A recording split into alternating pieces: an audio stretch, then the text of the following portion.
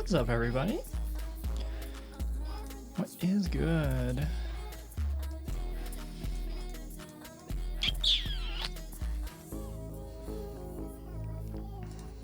Hey, Jens. Hey there, Maddie. Oh, I gotta clean my glasses. Hey, Preston. Welcome, everybody. Welcome, welcome. Welcome to the start of the stream. Hope everyone had themselves a good start to their week. Tuesday? What the fuck? You never heard that before? It's Tuesday. It's Tuesday. Instant fit check. Instant fit check. And for once, Jens was the first one to do it.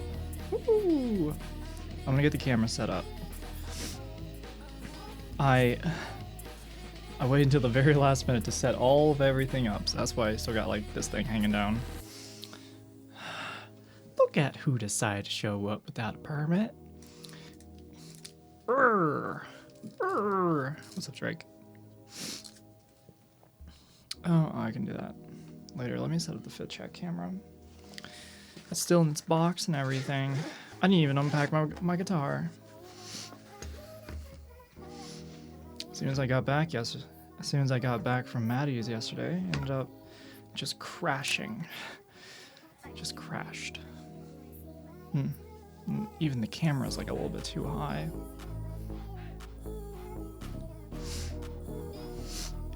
So you made it out of Maddie's prison alive.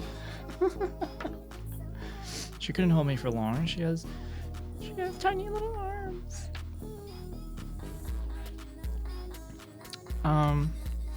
Working tomorrow on Thursday, then I'm off for a week. Yo, let's go. Let's go.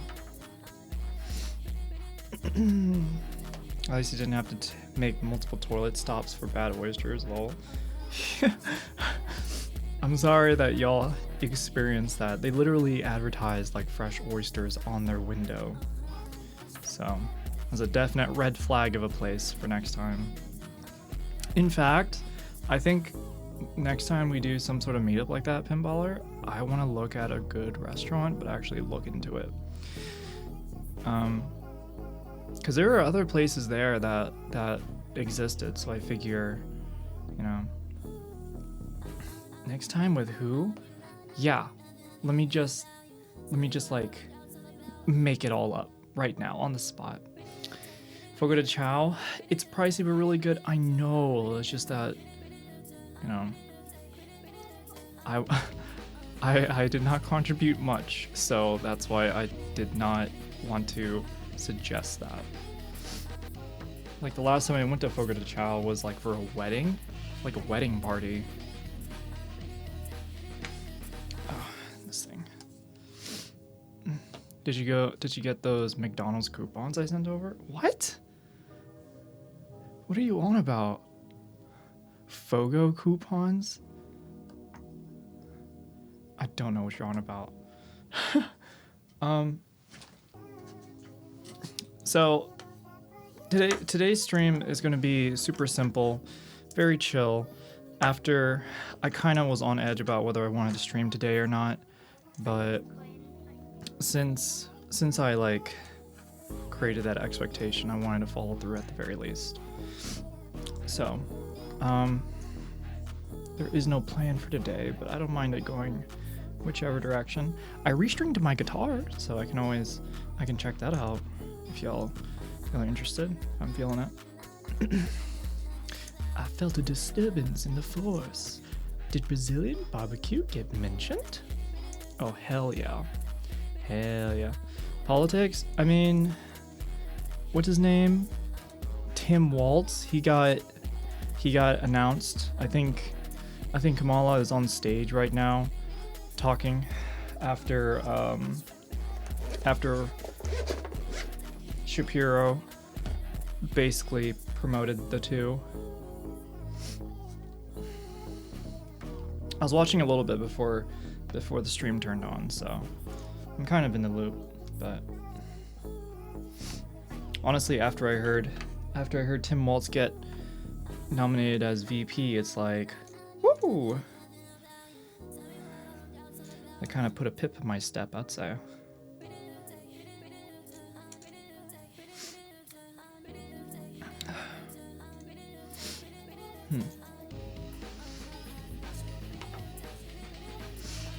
He's a populist governor and more left than Shapiro. I know, right? And I don't even think he was like trying to get nominated either. He's just been doing what he's doing. Guitar with new strings is nice. Yes. You know what? I think I am gonna do a little guitar just to kind of set a mood in those things. Get those young people. I mean, the dude's a teacher. Dude was like in the military. He kind of hits all the corners. Hey, Misty. I'm setting up the fit check camera right now. Let me plug it in. Oh. Shit. I need this.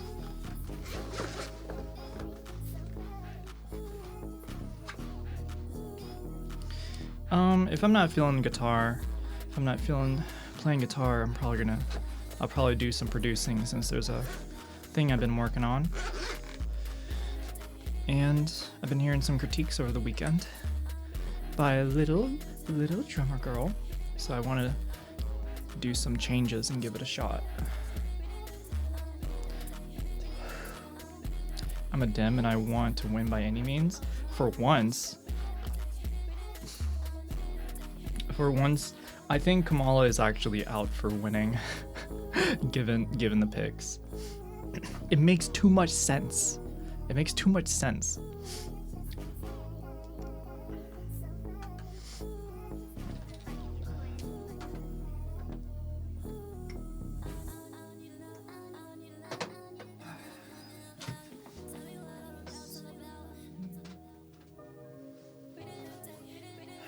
All right. Plugged it in. We'll see. Yeah, they still gotta get elected and everything. But then again, Trump doesn't even want to do a debate unless it's under his terms. Which is funny. Turn that on. Turn this.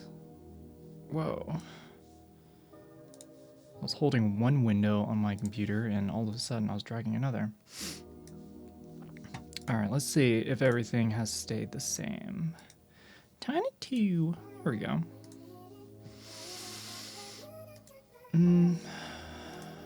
Is the preset still there? Yep. Or I guess not. Turn on tracking.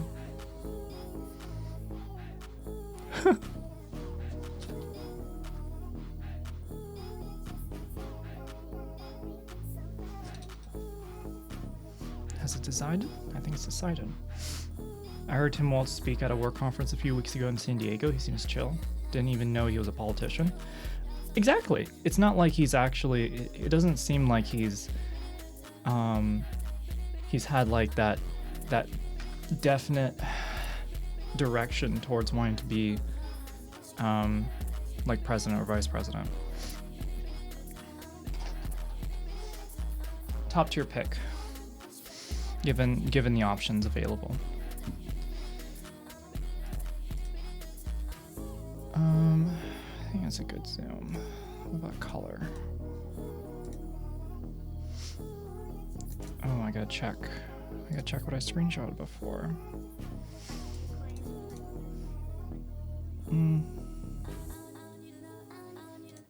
I'll put this song on, time being. Trump wants things on his terms as kind of par of the course. Yeah. It's funny because he said that before a couple weeks ago, and then he ended up getting on, what was that on stage? I forget for what event that was, but then he was like, immigrants are taking all the black jobs. And then immediately, what is a black job? It's like, oh, it's just a regular job. Camera's a pervy panning down. It gave up a second, but I had to motivate it a bit. Oh, it's on Discord, not like on my computer. It's 5.6, 5.2, 5.0, 5.0. White balance, 3.8. I seem kind of washed out, but just turn up the contrast a little bit. That's better. All right, we'll see how this is. So he's a normie. I mean, I would say being a normie is good, especially given the very strange politicians and reactionary politicians that are out there. Trump was on Aiden Ross. Oh, I still haven't seen that. It's so, I hate Aiden so much. He's a dumbass. He doesn't know shit. He's just a straight up dumbass. He's a really weird guy. I don't know if I want to look at that on the stream. I'd rather maybe if there's like a highlight of what happened on the stream. I don't want to go through like every inch of it. The immigrants are being extremely loud on buses. My favorite is when immigrants are taking everyone's jobs and being lazy and sucking up social services. Like, are they working or being lazy?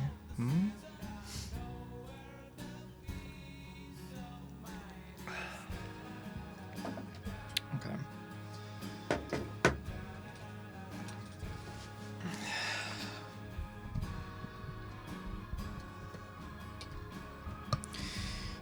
Sort of wearing the same fit on Sunday, so just something to kind of fill the void that is my body.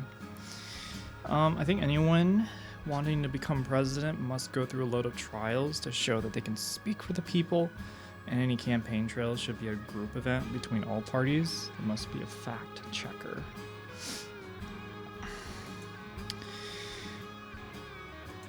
I mean, that's one strategy.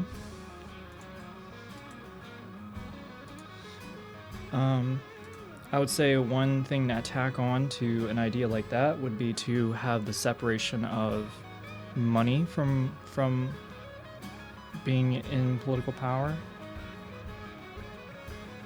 That's what I'd say. That's what I'd add on. SoCo doesn't own a washer confirmed? Hey now. I got back yesterday, like night, and then stayed up late because I was like, I just want to disappear. I don't want to talk to nobody. So I played like a little bit of video games and watched some Hell's Kitchen. Let's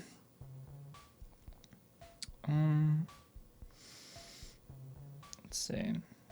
Play this song. We'll do this one. Get some energy in here. Separation of money and power, that's unlikely to happen. Well, that's what I want. Even if it is unlikely, something that I want. Fortunately, there is a way for those two complaints to be mutually consistent. What? There are some jobs where you earn good money for not a lot of work. Okay. See, the reason, one, it's a bad faith argument. So, maybe there is a position where that is true, but for the broad majority, that is not. Like, you can't say somebody who works in the fields picking watermelon is also lazy and like taking up insurance claims. From a reactionary point of view, it's based all on racism. So they don't care about details of the logic. It's just about voicing the antagonistic position. Ooh, thank you for the 100 bits. Here, have my money, so I have no power. Oh, I don't believe in that. So you still have the power, LaMail. Thank you. What's up, Crydoza? As much as I would have liked Shapiro to be VP, he seemed like a good pick. Shapiro has some really has a history. He has a history. He would have been the worst pick, given analysis I've seen and in my opinion. But yeah, this is the fit. I'm dressed up for a safari. He has the wrong last name. Every time I kept hearing it, I kept thinking Ben Shapiro. I hate how people can have the same last name like that. He kind of does. I like him though as a governor, not as VP.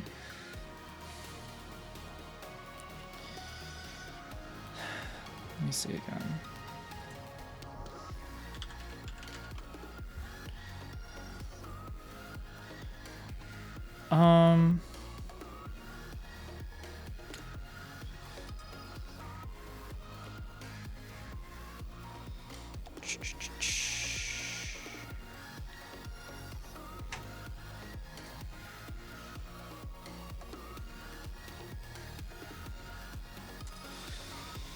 I don't know. Then on the other hand, Ben Shapiro would have been a great pick for Kamala. What? What? Ben, my wife is always dry. Shapiro? Nah.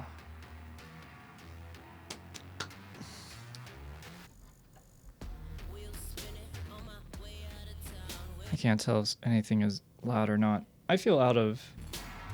Ooh. Come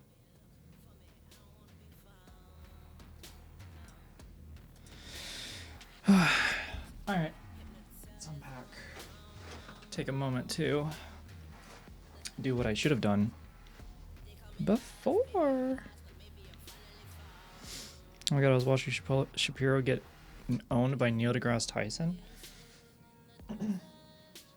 It's funny because Neil deGrasse Tyson is just like a pop culture icon. So if he gets ruled by him, it's like anybody can do it.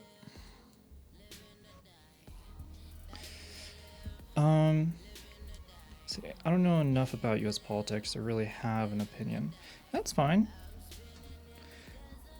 I'm in the mindset that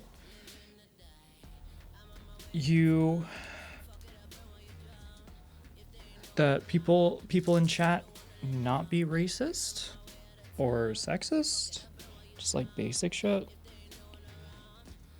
And if you think so, then you're instantly not a Republican.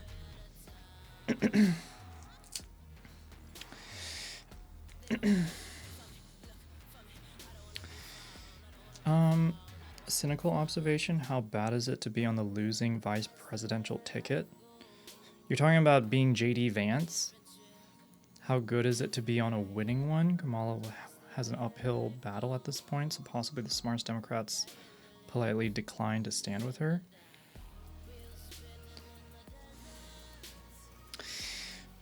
Okay, I would love to continue this conversation, but I've spent this entire weekend. I've not been keeping up with quite a bit. I only just noticed, I've only listened in on some analysis for the VP pick, but I lost faith in a lot of it because it was up between Shapiro and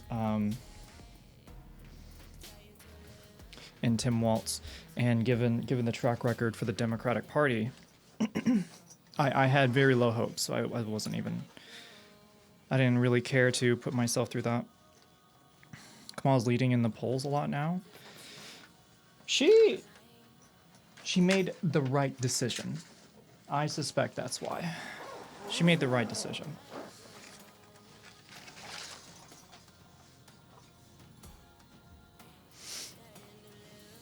Especially after his black conference remarks. I feel like that was just going to happen either way. It was just going to happen either way.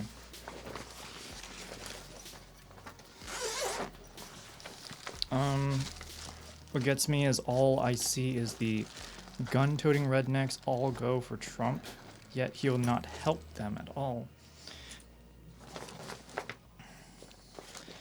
That's what happens when you have low education. There's a lack of analytical ability and object permanence. People who very much like it, I've noticed, are either just those backed by religious beliefs,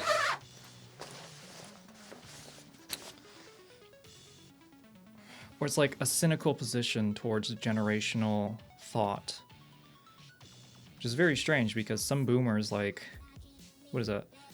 They protested during the Vietnam War, but then are like pro-Israel. So it's like,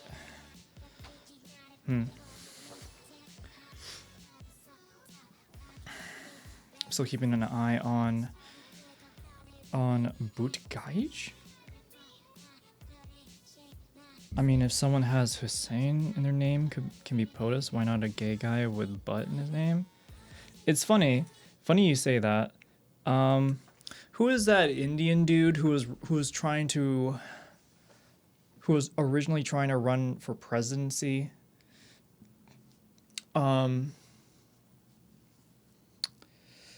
Malik? No. Vivek. Yeah. So Vivek went on Fox News a couple months ago, and I forget the one chick.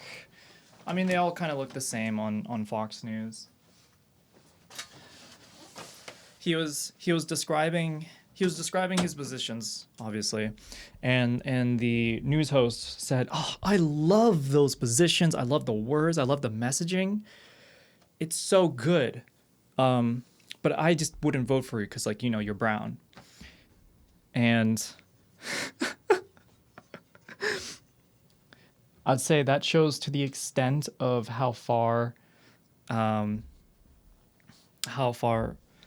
Republican and reactionary positions go. At least here in the U.S.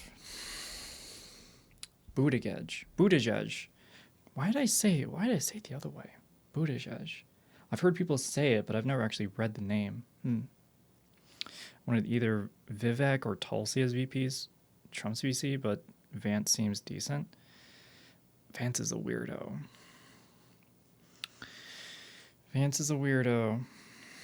The Republican Party is basically like our Tory party.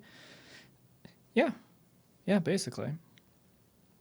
So surely it should be the rich that vote for them, as that's the only people that will ever benefit from them being in power. Funny thing you say that. In the U.S., the the ability to vote is there's this idea in the Republican Party that not everybody should vote. People are dumb, and this is a republic, not a democracy. And so making greater barriers for people to vote is in favor for those who are in that who is in that rich and in the capital owner class, the super rich. They like to spread a lot of reactionary sentiment, like to spread how populism is bad, and if we let everybody decide things, then we're all going to crash and burn, and that it should be the minority who manage everything.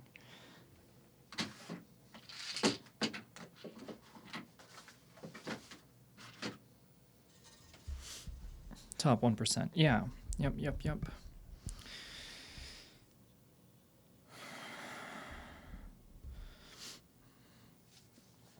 Okay, so what percentage of Americans recognize that Ramaswamy is a Tamil name and he's therefore Hindu?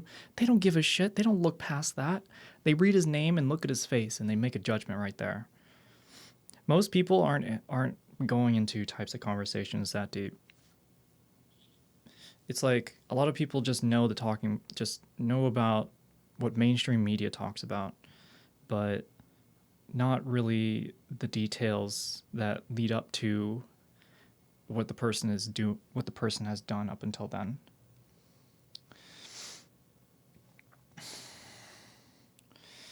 Yeah, the Tories tried to do something similar to the UK. US politics is it's pretty consistently been spread across the world, notably neoliberalism.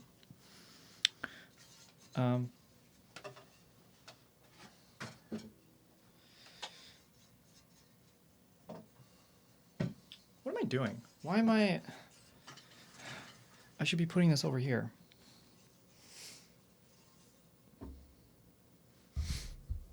And at the same time, I need help on the analysis, so I wish I had more energy today. I would have at least given an hour of like pre-reading on something so that I can have something to provide.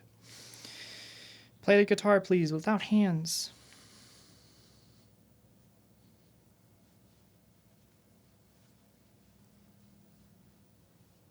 Does that make you happy?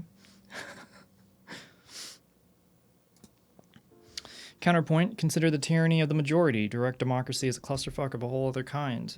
There's never been a form of direct democracy to the degree that we all try to imagine it to be. I think like the last time was like back in like Greek times.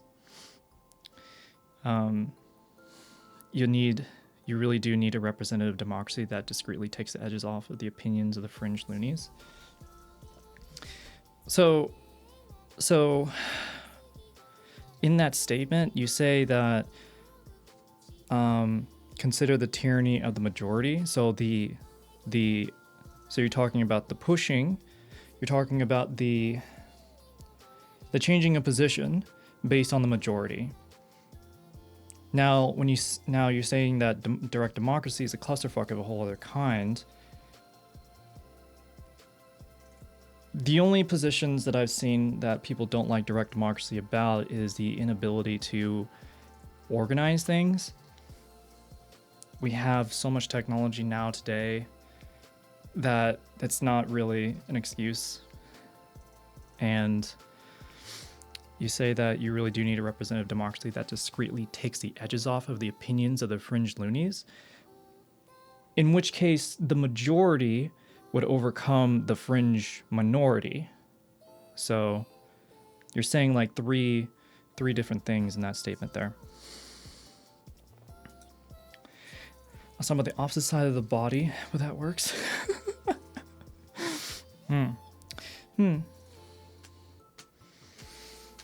I like spreading things, just not politics. Oh, I forgot this is a Femboy's Twitch stream. Thank you for reminding me. Play guitar with your mouth.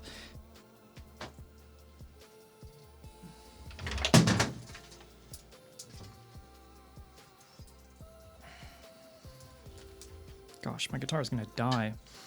There has been the Landsgemeinde of Appenzell Innerrhoden in Switzerland. Is there a video on something like that? Probably look at that. I wouldn't mind taking it. That seems kind of interesting. Let's see. Like, how recent was this?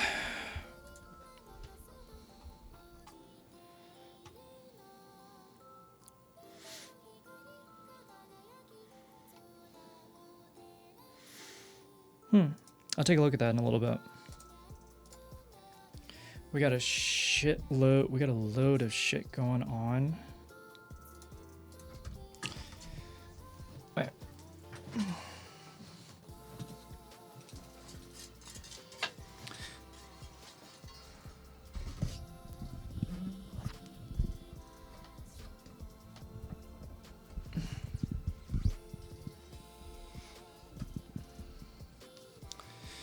Yeah, we got a load of shit going on here at the moment. There's a stabbing by a teen.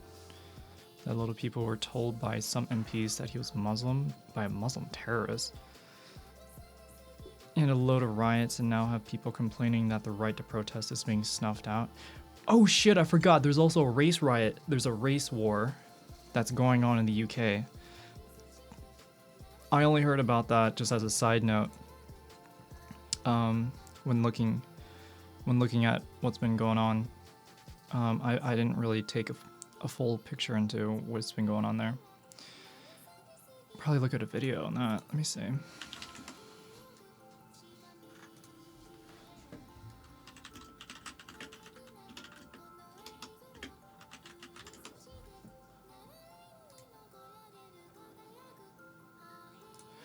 Okay, I got a video lined up for us. Don't know about videos, but it's a real present day thing. Okay. Frankly, I find fanboy streams more interesting than politics. I'm just trying to find some ground to stand on, at least before I take over the stream.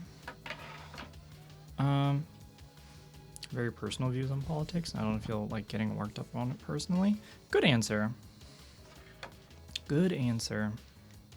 I trust that you'll run an amazing stream. Oh,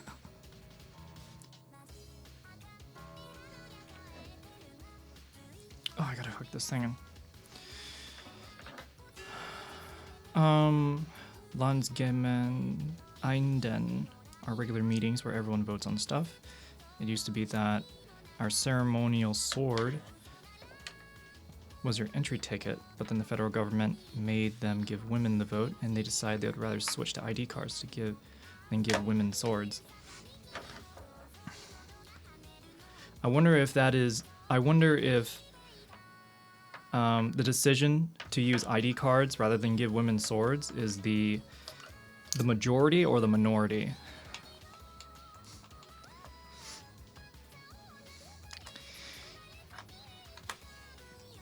A lot of people got stabbed in a dance class.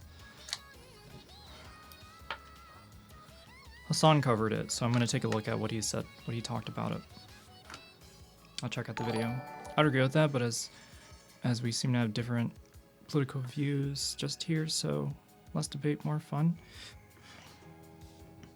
What I want to do is find out for myself and make my own decision and see what everyone is talking about, because I've not been keeping up, mind you. So what I've been saying is just more or less off the top of my head with what I know already. So I'm not trying to speak too specifically. Why is this not? There we go. Hey, Nits, thank you for the tier 1. Having a concert tonight? Maybe. I'm just gonna tune my guitar. And then we'll take a look at some, we're gonna take a look at some direct democracy in Sweden and take a look at what's happening in the UK.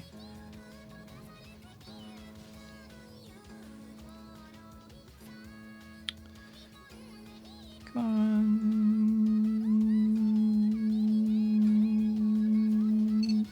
Cool.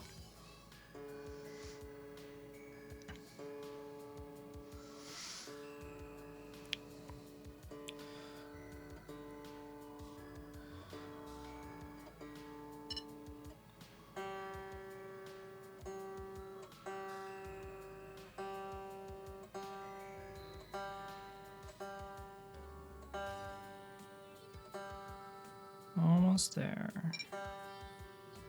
Cool.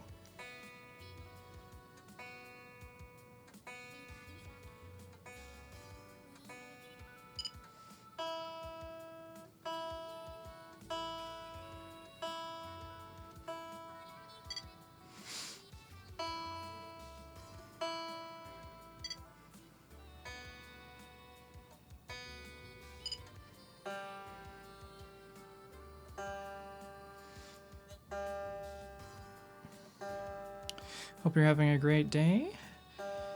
I woke up quite late today.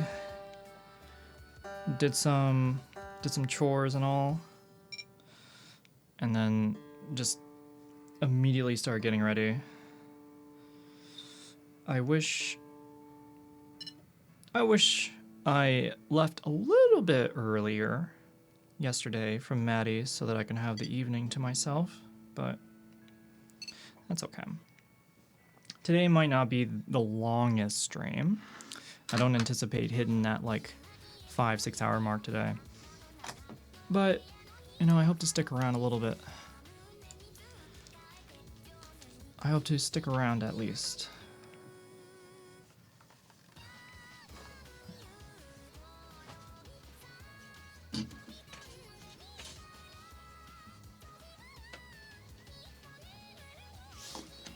All right.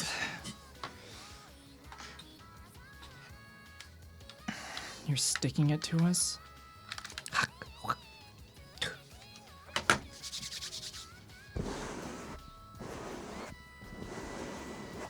There we go. I just stuck it to you.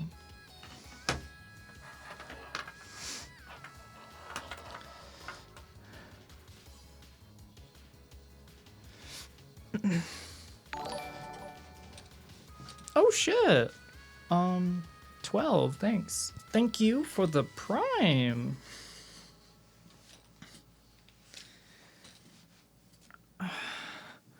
Thank you.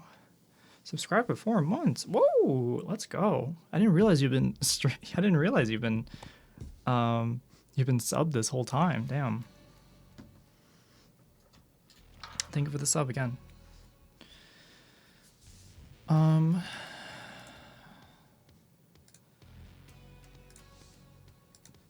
Let's see. How do I normally do this again? Feels like I've been away from home forever. Let's get a window capture going. Dun dun dun. Dun dun dun. Dun dun dun.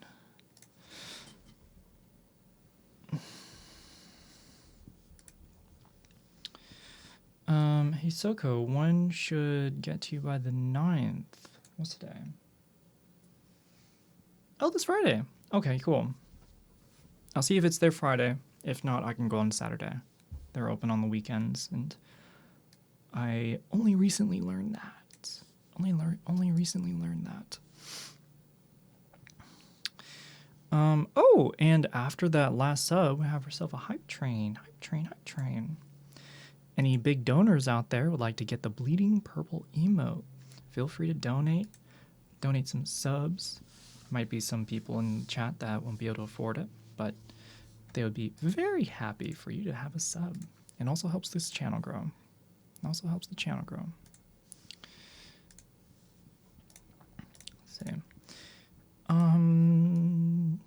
Let's do that. I'm going to scoot this way.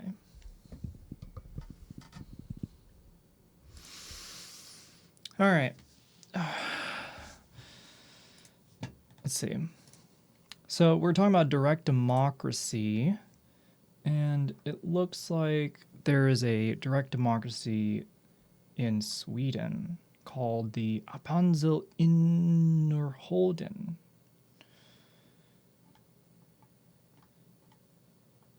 Wait, no, that's the place. It's this one. Sorry, it's called Landsgemeinde. Switzerland, not Sweden. I am an American. Fuck me. I got the place wrong. Switzerland, not Sweden. Thank you. It's a public, non-secret ballot voting system operating by majority rule democracy, which constitutes one of the oldest forms of direct democracy. Let's see some criticisms that Wikipedia is providing. The Landsgemeinde forms one of the pillars of the direct democratic core of the Swiss political structure. Even if its use has sharply decreased in the past century, it is still considered as a characteristic institution of the Swiss democracy. and is generally considered as a participative and inclusive democratic practice. Okay, so what is the criticism that Wikipedia is trying to provide? While participation is according to the cantonal constitutions not only encouraged, so participation is encouraged, but also required as part of a civic duty of the concerned individuals, it is unclear if the Landsgemeinde offers better inclusivity and fosters a higher level of participation than the more traditional secret ballot voting methods. Landsgemeinde.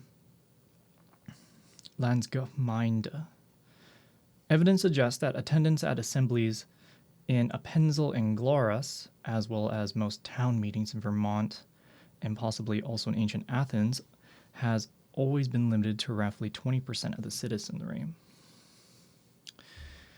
Let me just check something here. What is the average turnout for presidential voting? About two-thirds for the U.S. That's between 2018 and 2022. Well, actually, when was this study? This was in 2014. So this was after women were given the ability to be allowed there. Up until 1991, women were not allowed in the Landsgemeinde in the canton of Appenzell, where they voted, which was the last canton of Switzerland to grant women the right to vote. 1991. You know, I feel like given how long it took for women to get the right to vote there, I'm not surprised it's not very, very popular. Like, the women's right to vote was earlier for the U.S., which is a rare America W right there. Hey, what's up, Tripia?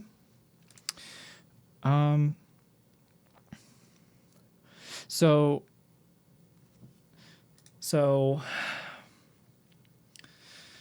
this isn't really much of a what I'm getting from the critiques of this is that people showing up and showing their face to vote for things has a lower turnout, and only recently have women been able to participate in the voting procedure. Even then, it was only an intervention by the federal government which forced them to let women vote. A majority of men were against it. I feel like this is a bad example for current day direct democracy, given the amount of misogyny that exists there. Yeah. If I just look up direct democracy, like when we imagine democracy, we imagine everybody voting, everybody having a say, and being the majority rules. But when there's a system maintained all the way up until 1990 where women aren't even able to participate, that's not really the system that we're going after, is it? It's not really the ideal system.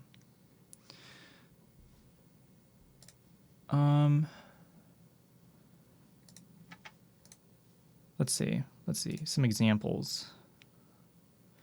Direct democracy by country. I didn't know that they listed and compared it like that.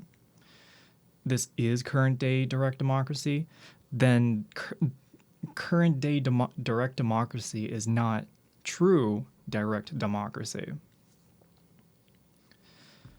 How can we say that the majority of people, the majority of voters that can vote, can only be men? It's literally cutting the population in half.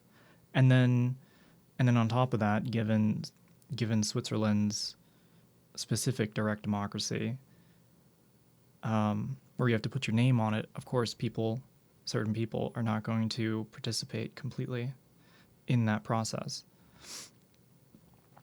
Ugh.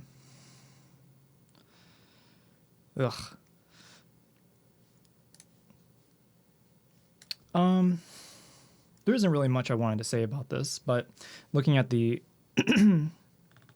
looking at the that little small in-group of direct democracy, it's obviously still based on reactionary sentiment towards women not being full human beings. Isn't it just Switzerland or Liechtenstein? It's so few and far between, and each of them have their inefficiencies given their own biases towards social stigmas. A majority of men is not the majority of the populace. Thank you. That's a perfect statement right there. That's likely less than a third or of the populace. Yeah. As soon as it's like,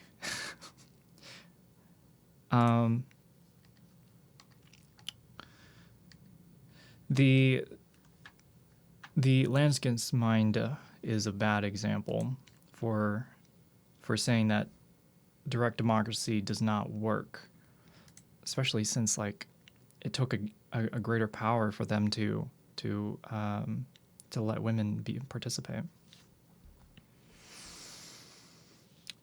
So what should be the minimum voting age be? Make it like I don't know, 16, 18. If people can run for president and be like 80 years old, yeah.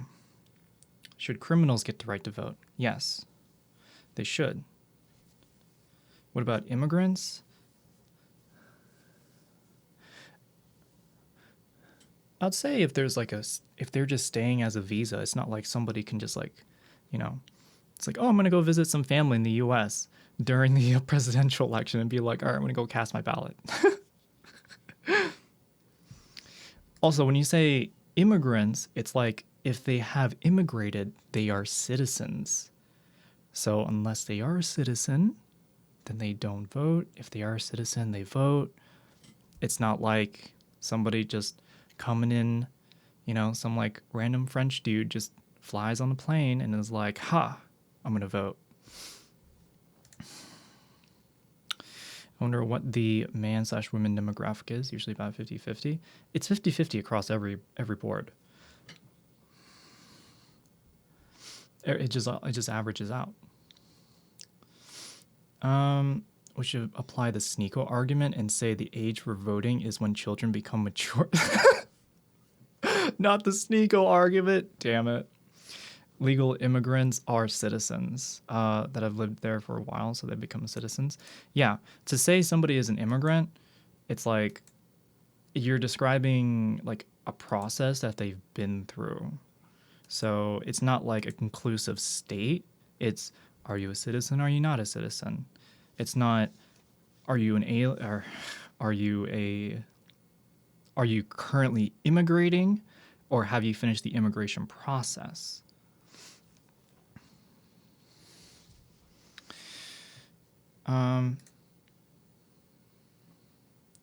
Let's see. What is the population in this city, in this place? Municipalities? So all the municipalities. You know what? Let's look at the current situation and see. So 1996.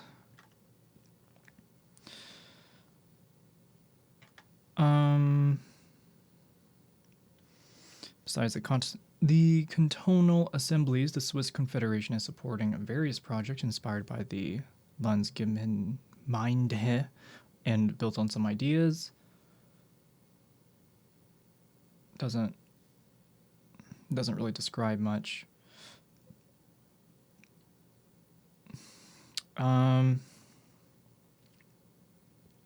Oh, let's see. Currently, Appenzell Innerrhoden, which rejected in 1991 by Landsgemeinde the abolition of this institution, and Glarus are the only remaining cantons to use this form of direct democracy.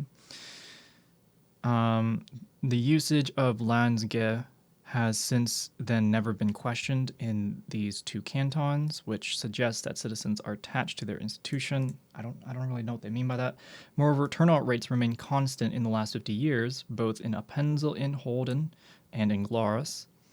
In the latter canton, a participation record of 50% was even recorded in 2001. In 2007, participation was extended to citizens age 16 and older, which constitutes an exception in Switzerland. Wow, I didn't think it was 16. Hey, I said 16. Freaking, let's go. Doesn't really say much of what's going on there. I guess there's not really much going on there because they're just busy living their lives. Cantons in Switzerland are like states in the U.S. Ah, okay. Well, to me, it looks like there's not been a real modern recreation of direct democracy where you have, say, people in systematic power proposing changes and having the entirety of the populace vote on it. Things that affect everyone across the board. Doing that in a systematic way, in a way with accessibility, in a way where they have transparency as to what they're going to be getting if they vote for it.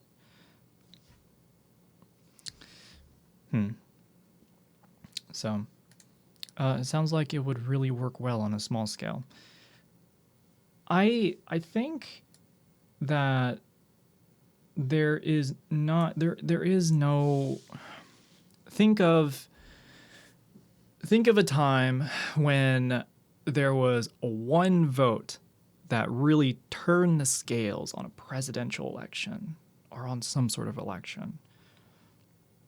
It's not just one specific vote. It's always going to be several.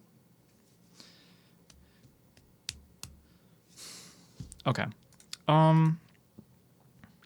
Technology today would allow for direct democracy to be a real thing that could revolutionize the entire human experience, but why though?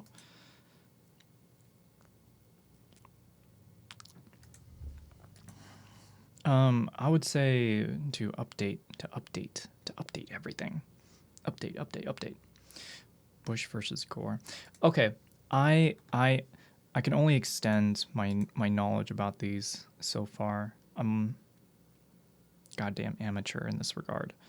I'm only reading what I see and trying to make an analysis of one article.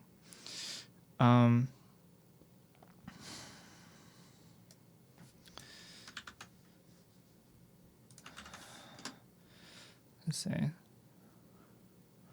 Oh, sarcasm? Okay. But why, though?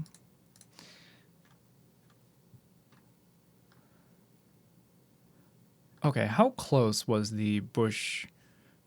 Let me see. What was the outcome? Wait. Yeah, sure. Summary. Give me the.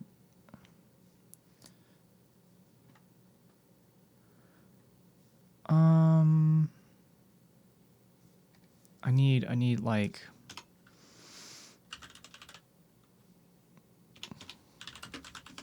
Was there an electoral map?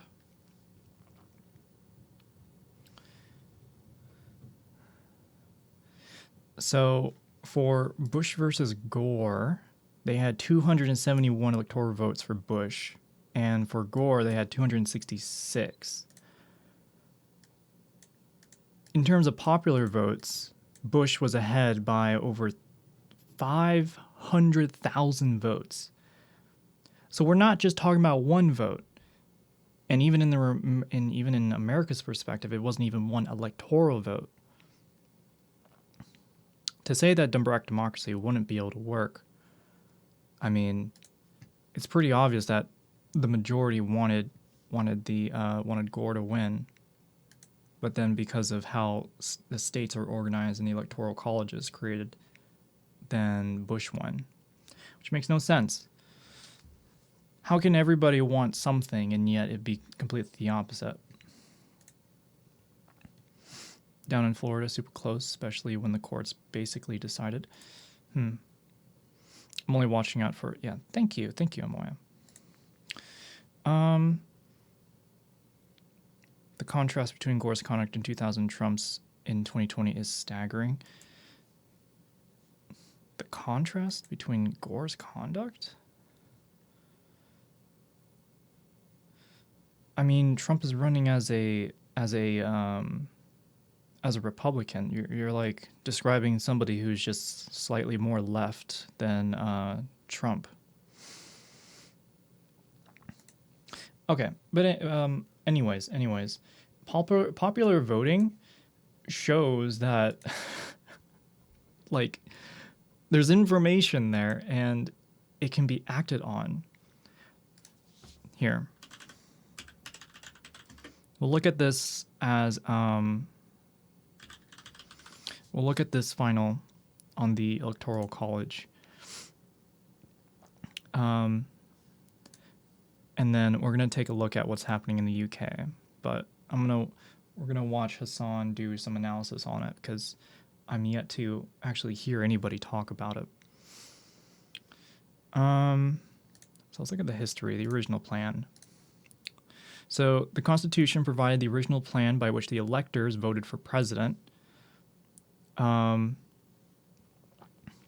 The original plan of the Electoral College was based upon several assumptions and anticipations of the framers of the Constitution. Choice of the president should reflect the sense of the people at a particular time, which makes no sense given the system. Not the dictates of a faction in a pre-established body such as Congress or state legislators, and independent of the influence of foreign powers.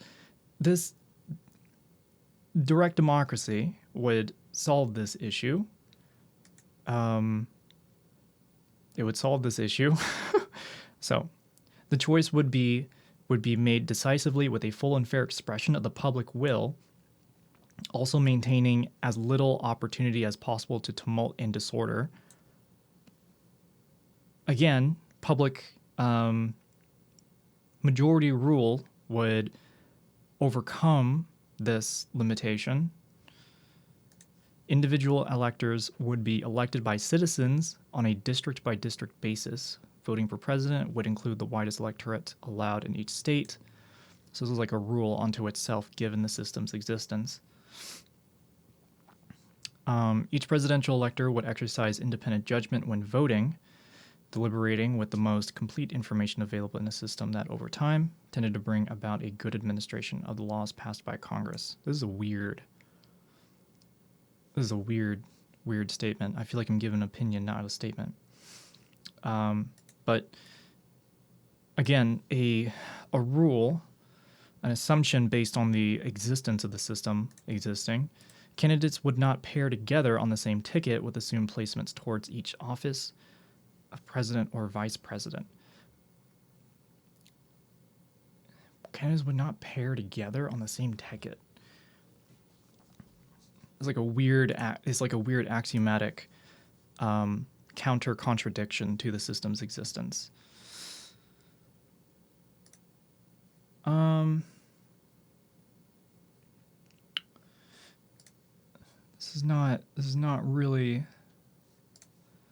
This doesn't really provide much clarity on it. God, Wikipedia is really terrible at explaining things.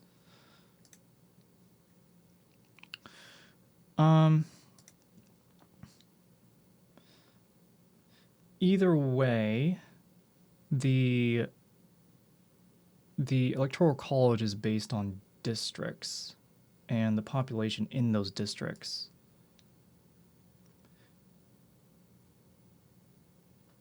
And so when you have district maps that are gentrified, then you end up having a false assumption of how the people are in the state because of the lines drawn on the map.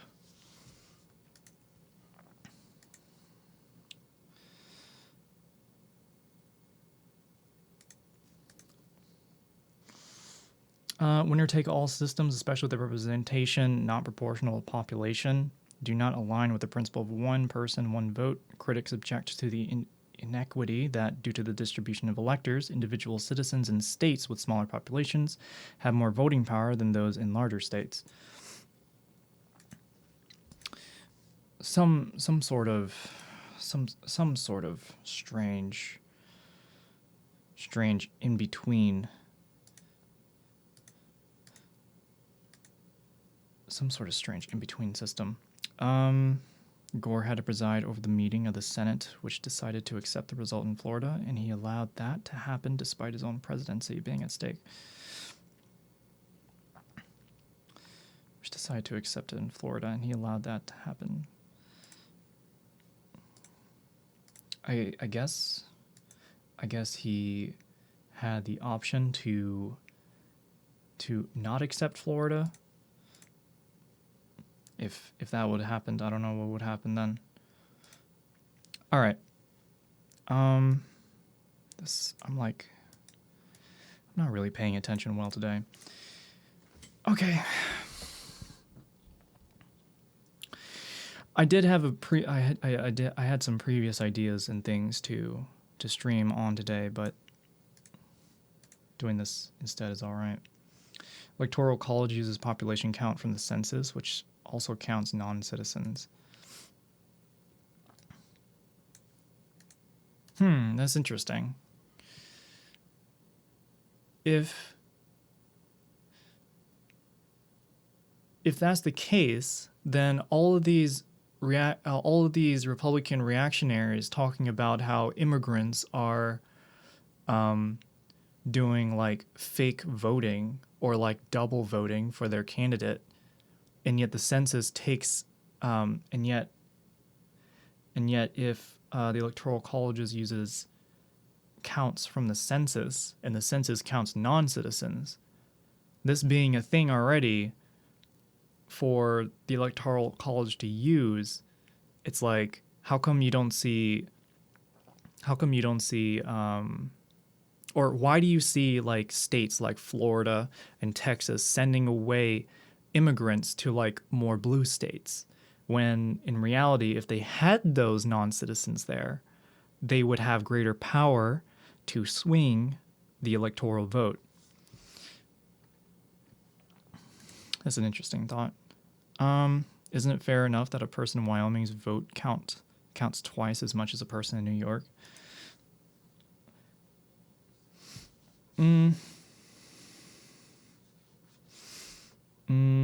Gerrymandering and redlining has resulted in districts with several hundred thousand people having so much voting power as districts with a few thousand voters, or even a few hundred or more in rural areas. It's infuriating. I don't think the electoral college is, I think, a middle ground to stomp out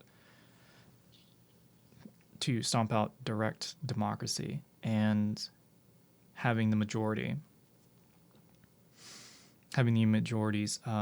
voices heard. California and Texas both gained about 3 electoral votes purely from illegal immigrants.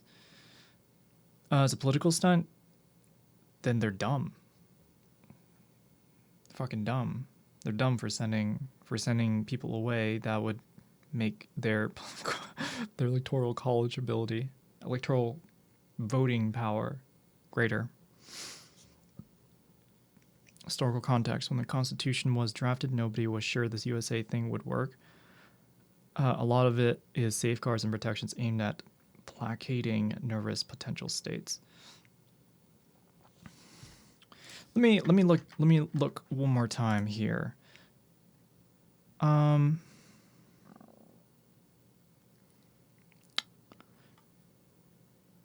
I need like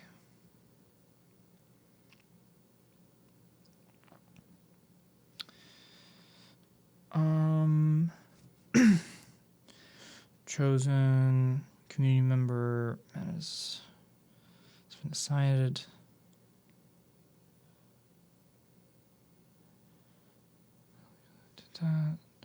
Difficult consensus. There's one.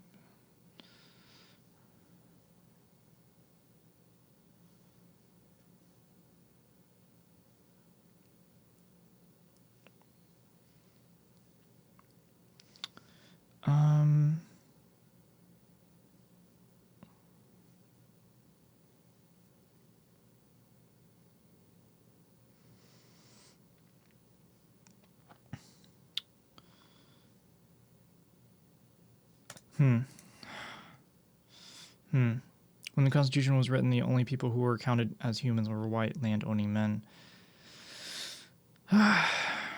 They might have more electoral power in Florida if they kept the immigrants, but they also have to support them, which costs money, which they may not have.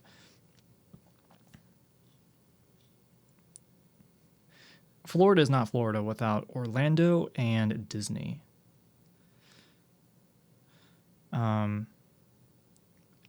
Any form of support, even to the citizens in Florida, is like nil.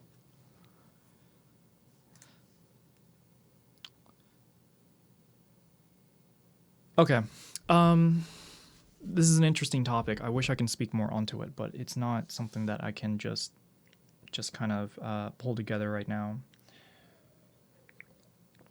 There's more that I want to draw out of it, but it's like I notice the gaps in between my knowledge, and it's not enough for me to maintain this. So we're going to move on. I think if there is a better clarification video out there, which I think I'll take a look at while we're checking out what's happening in the UK. Hello, Sophie. Hi, folks. Looks like another rather intense topic. What's up, Grand Paladin? We're just having a discussion about governmental structures and comparing, in this case today, comparing direct democracy to the in comparison to the Electoral College here in the U.S. There's no Hooters without Florida. Hey. All right.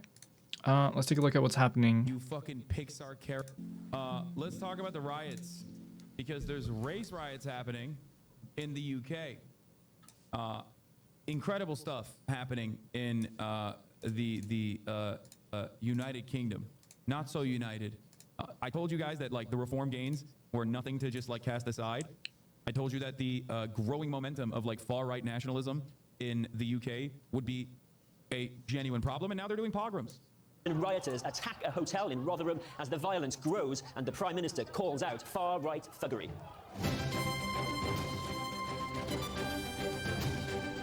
This music is kind of funny with like just watching England and Northern Ireland, not the whole UK. Sure, not Scotland though, mention that. Okay, England and Northern Ireland. So for the record, it's really fucked up. Okay, I'm just gonna tell you exactly what's going on. Number one, I think a dude of Rwandan, is he Rwandan? I think it was a Rwandan Christian that is like nationalized, like born in the UK. Yeah, Rwandan background, but a British citizen that was born here, okay, who comes from a Christian family, stabs, yeah, he's also young, stabs someone, another kid, and every fucking psychopath, every psychopath automatically goes, oh, this is Muslims. All right, I found a video that we can look at with the Electoral College. We'll take a look at it. We'll return back to it after this. Doing crimes. So then they basically stabbed multiple kids, 3 kids. Basically what ended up happening is, and that's a horrific, gruesome crime, by the way. Obviously, make no mistake. He stabbed 3 little girls at the Taylor Swift dance class. He stabbed 13 children and adults, and 3 of the kids died. Basically what ends up happening after this is the right turn around and go, oh, it's Muslims doing this. It's all immigrants doing this. And they just have instituted a mass pogrom over the course of the past week.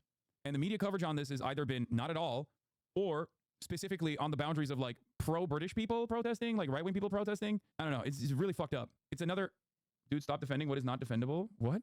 Bro, are you guys, did you get fucking stabbed in the brain? What is going on, bro? I'm a fan of, you're just, like, you're direct killing children. I won't shy away from calling it what it is. Far-right thuggery. To those who feel targeted because of the colour of your skin or your faith, I know how frightening this must be. I want you to know that this violent mob do not represent our country. Good evening. Even as Do you have some sort of playbill for your streams? What do you mean a playbill? You mean like a menu of like what's going to be happening today? Is that what you mean? the Prime Minister was condemning a wave of violence that he said singled out Muslims and other ethnic minorities, it was still unfolding. In Rotherham, rioters shouted, "Get them out," broke windows, and some appeared to smash their way inside a hotel housing asylum seekers. Chairs and Yeah, BBC described the marauding mobs of Nazis stabbing brown and black people and burning hotels with migrant families in them as pro-British March, by the way. It's just, it is so fucking unhinged. Let me see this. BBC just described marauding mobs of Nazis stabbing brown and black people and burning hotels as a pro-British march. Note that there are only a couple of thousand assholes rioting. It's a very high profile, but it's nothing like on the scale of riots many other places are used to.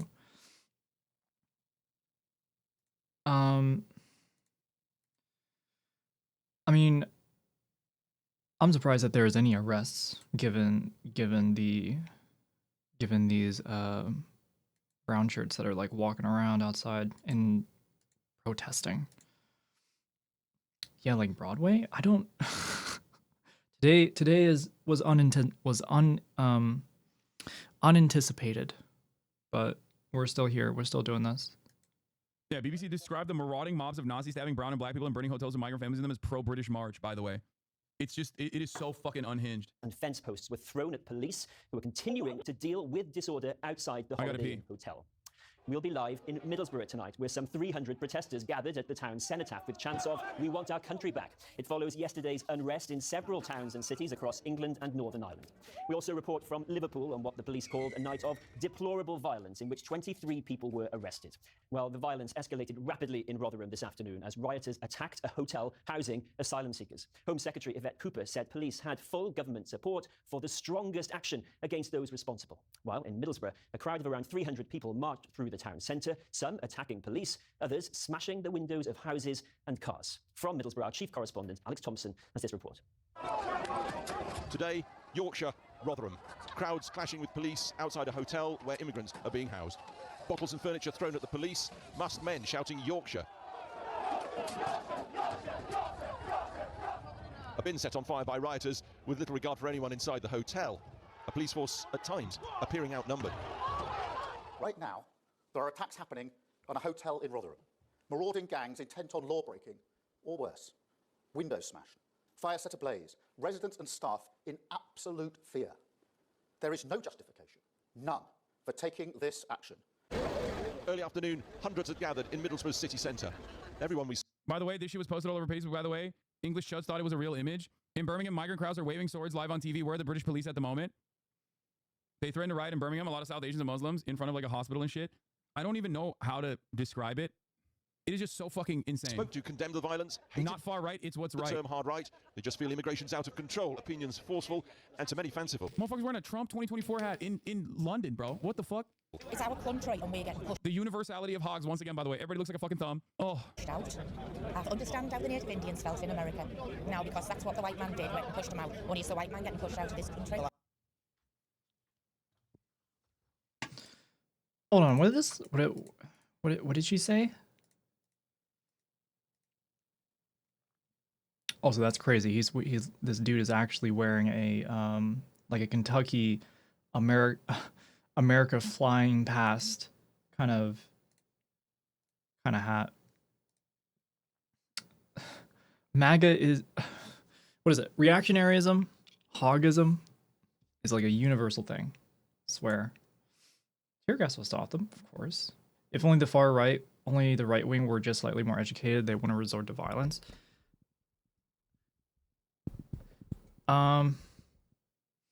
That's not, there is always conflict in there's always going to be a legalization of force in any governmental system.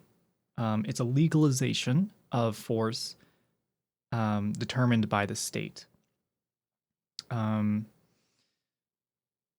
doesn't really matter which side of the political spectrum you're on. When it comes to regulating laws, there's always a force, which is called around the world the police, that enforces those laws. So to say that if the right wing were more educated, they wouldn't resort to violence. It doesn't really matter. It doesn't matter which side. Let's see. Looks like there were about 2,000 rioters around the country and 400 have been arrested so far. Expect more will be picked up by the trawl of mobile phone records.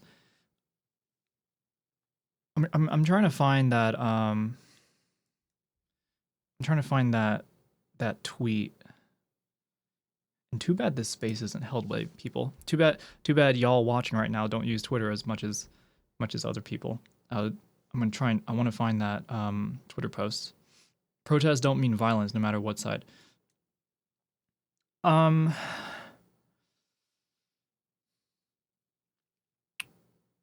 state forces is what they think is good force. Well, they enforce laws that exist, and so it's a determination of whether those laws are good or not. And ideally, laws are put in place to protect people from like death, right? Or like screwing one over another, and things. Control opinions forceful and to many fanciful. Motherfuckers wearing a Trump 2024 hat in London, bro. What the fuck? It's our country and we're getting pushed The universality of hogs once again, by the way. Everybody looks like a fucking thumb. Oh. out. I understand how the Native Indians felt in America. Now, because that's what the white man did, went and pushed them out. Only it's the white man getting pushed out of this country. Yo, what the fuck? She's comparing herself to the Native Americans in the US. That's wild. That's wild shit. I understand now what the Native Americans felt when they're pushed out of the US. That's what's going on here to me. I'm not racist. Some of my friends are black. They got that token black friend. They got that token gay friend. What a poor, what a poor little woman. Strong believer in the monopoly on the legitimate use of physical force defining statehood. Monopoly on violence. Yeah. The state has a monopoly on violence because it's legalized. Protected by the law. And obviously, any law that is unjustified, you have to break the law, which causes that friction, which causes the police to come out and take force against protesters. Most of the time, and in the case of left-wing protests, it's always the police that are causing the conflict. Especially with all the Palestinian protests that's been going on. There's been a very organized fashion about it here in the West, where people are told not to talk to the media and to let media organizers within the protest occurring be the voice for the movement. It's been much more organized than things in the past. Oh, should I just realize how many boxes I check for a friend that's part of a minority group?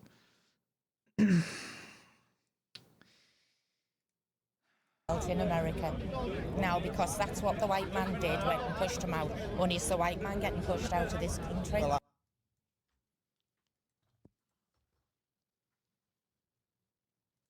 Why not talk to the press? Because there's a lot of questions that are made by mainstream media where you have like, so you're against, so you're, it's, the protests are specifically about ending the war in Gaza, but all of mainstream media wants to move that position towards you are in support for Hamas, and therefore you are anti-Semitic. There's a lot of funding behind. I forget the one. I forget the one super PAC where if you speak out against Israel as a public representative of any kind, you're gonna be pushed out of your seat and out of your position very quickly. There's a lot of money behind APAC. Yeah, APAC. And so with recent with all the protests for ending the war in Gaza, saying free Palestine, you have more. You don't just have any random person who is protesting there speaking to the media as in a very unorganized and media trained manner. Like, I would not consider myself media trained to a great degree. That's why I'm trying to choose my words very very carefully here. I have had this conversation with some people in my family, and so I've kind of gotten most of the highlights of what to say down. But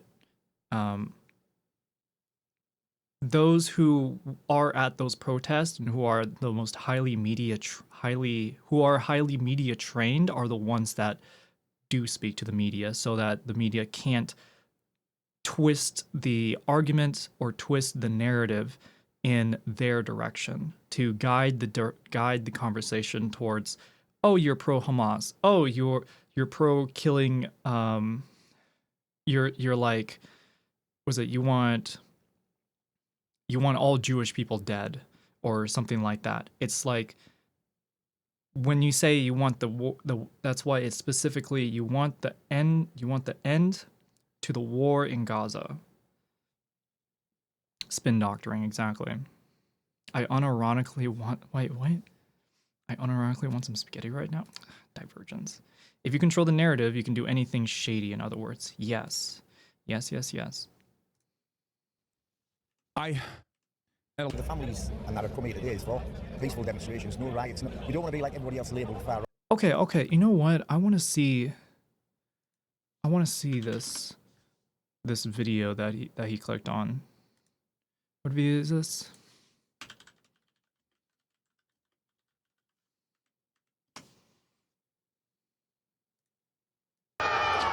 Anti-immigration rioters attack a hotel in Rotherham as the violence grows and the Prime Minister calls out far-right.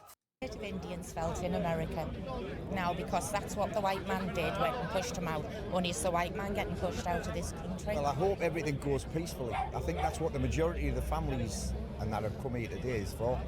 Peaceful demonstrations, no riots. No, we don't want to be like everybody else labelled far right.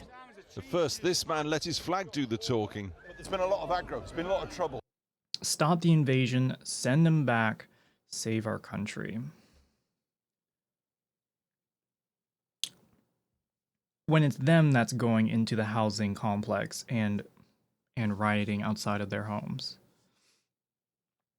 They're definitely invading. They're invading their own home. This is by definition reactionary sentiment. Basically an anti-immigration stance. That can't be right. No, it isn't right. It's we're not condoning it, but people. Do you condemn it? I condemn it, but what I'm saying is, people now are at boiling point. First, a moment's silence for the 3 girls murdered in Southport.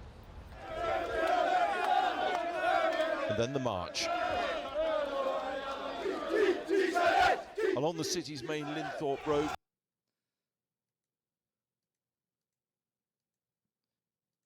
What does that say on the what does that sign say?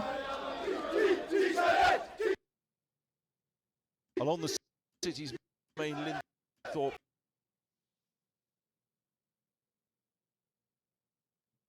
something far right, something what's right. Tom Jones is something. I can't read that shit. Broke. Scuffles with riot police as one group tried to break the police cordon. City centre mosques asked worshippers to stay away this weekend because of safety fears. We witnessed several arrests. The police say the total is 16 so far. And so the familiar pattern unfolds. The crowd now swelled to close on 1,000 people or more. It's true, some abhor the violence, they condemn it, but hundreds are intent on having a fight. A number of vehicles were attacked today and 3 burned out in a suburb in the early hours. And at a number of points, bricks, bottles and cans were thrown at the police lines. More than 4,000 extra police officers now stand ready, with the court system gearing up for round-the-clock hearings. In a country which now imprisons peaceful climate protesters for several years, how will the courts deal with this? Not much comfort, perhaps, to hard-working people, though, with businesses and livelihoods wrecked, now starting the laborious clean-up. Well, yes, news just in late this afternoon. The Home Secretary has announced a national plan for beefing up security at mosques across the country. Here in Middlesbrough, pretty quiet, as you can see, people told to keep away from the city centre. The violence is continuing in the Linthorpe Road area. It's just over there. Police helicopter you can probably hear overhead. A telling moment just before we came on air right here. One of the march organisers, who we've come to know, came over and showed us a bucket full of cash collected at today's rally to be sent to the families of the victims tragically killed in Southport. He was visibly angry at what had happened, but he said, "The problem is, Alex, we can't control this. We're just a few people who want a peaceful rally. There's hundreds more who don't." A pretty telling comment from someone at the very centre of organising what started peacefully and continued in very different but all too familiar fashion now. Thanks, Alex. Alex Thompson there for us in Middlesbrough. There was serious disorder in Liverpool last night too, where hundreds of rioters threw fireworks, attacked fire engines and set a library on fire. Our reporter Andrew Misra has been with members of the community as they began to clear up the damage. A bonfire of violence and chaos in Liverpool last night. Hundreds of troublemakers gathered in the Walton area of the city. Pushed back by police from the mosque they were targeting, they turned their fury towards a library. Inside today, hard to imagine this place was called a Library of the Future when it reopened last year to help one of the country's most deprived communities. What the fuck is happening over there? There was a stabbing that occurred, and even though the person was Christian, mainstream media labeled them as a Muslim immigrant. And so there's been right-wing protests going on across the UK where you have reactionaries and Nazis and conservatives burning down places, smashing homes of where there's government public housings for immigrants. That's what's been going on. Now it's the community deprived of its services. I get people are angry about things, but they've got it the wrong way of doing it. Like causing carnage to a library that all the local kids use. They can't use that now. We don't want people to think we're horrible people, but it's a horrible area because we're not. We're all about community. They just showed last night that they're nothing like what we actually are. They're a disgrace. Locals were out in force this morning, determined to clean up their streets from the stain of last night's havoc. I know these communities. I did my surgery last week on Friday in this library, meeting local constituents, and so to see the effect of what is basically mindless, violent criminality on these streets is just so heartbreaking. Seeing businesses broken into has left many scared, of what might happen next. Just want people to know, especially anyone who's got any of these shops that feel threatened or vulnerable, that we're the vast majority of us aren't like that around here. Do you feel that there is a racist element to this? Do you know what? I think a lot of the people that were writing sort of forgotten the reason why they are. Grief for 3 young girls tragically murdered less than a week ago has been seized upon by agitators looking for an excuse to damage and destroy. The chair of the Association of Police and Crime Commissioners said that arresting people is treating the symptom and not the cause. What do you say to that? I want to be very clear here that she was not speaking on behalf of PCC, she was not speaking as chair, she was speaking in her own personal capacity. I am very clear that what we have seen over the last few days is not related to any ideological stance on any big issue. This is around violence, mindless, senseless violence, causing harm to our communities, and it's absolutely not something that we're going to tolerate. A city that prides itself on tolerance and understanding is reeling from a day and night so at odds with its values. Andrew Misra for this there in Liverpool. Well, earlier, as the disorder in Rotherham was just beginning to unfold, I spoke to Chief Constable BJ Harrington, public order lead for the National Police Chiefs Council, and I began by asking him about the extent of the disorder across the country and if this level of policing can be sustained if it carries on throughout the summer. Yeah, the simple message is yes, we can. Over the last week, we've seen abhorrent behaviour, criminal behaviour that in no way reflects or pays tribute to the compassion and empathy for those poor children that were killed. You'll have seen robust responses across the country in every force where there's been disorder. Over 140 arrests made. You'll have seen brave, courageous police officers on the street working with their communities, protecting their communities to try and stop this in its tracks. That's our intention. That's what we'll do. And we'll continue to bring people to justice to stop this. We don't want a summer of discontent. We're going to deal with it this weekend and continue to deal with it. All right. When was this posted? 2 days ago, so still probably going on. The percentage of the population that wasn't born in the UK has tripled in recent decades. To take the argument to those protesters, one has to explain why that's okay rather than deny it.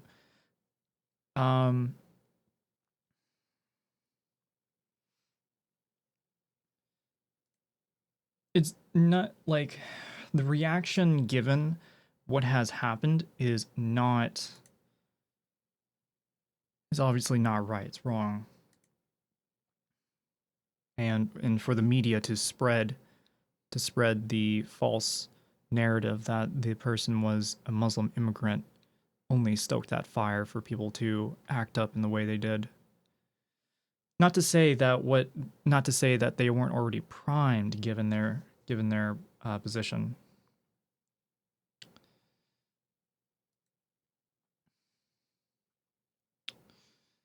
The media didn't. It wasn't the media that said that.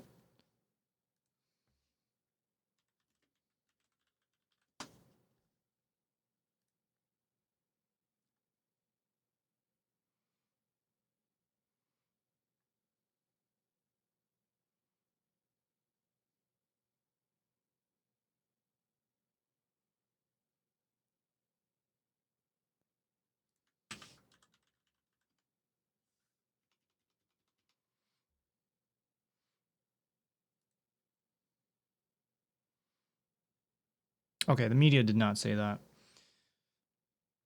Either way, people were misinformed or had the idea in their mind with the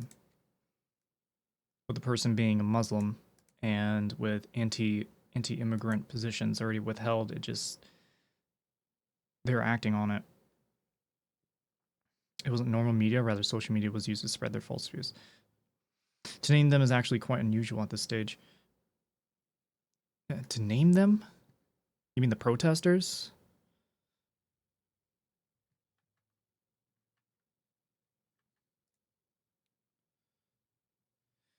Okay, yeah, I was wrong. Online misinformation fueled tensions over the stabbing attack in Britain that killed 3 children.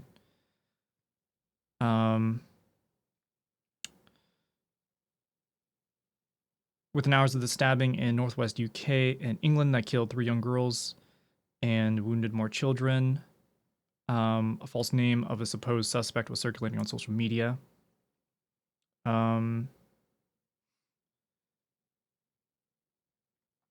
So yeah.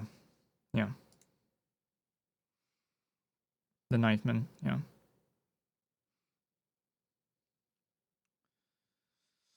Why stab the children? I don't know. I don't know the precursor behind it. I don't know what they what the intent was behind it.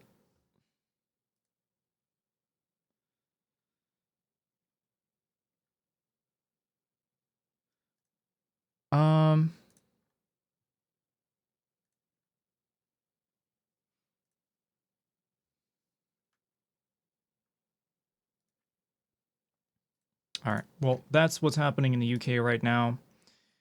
I guess we'll just see where what happens. Let's see. Skip ahead here.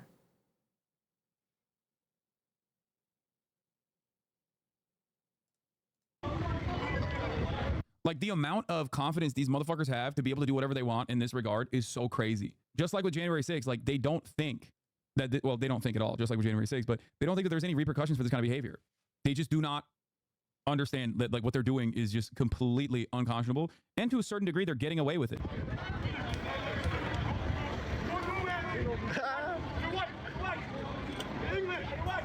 Big Jake right there, big Jakey boy.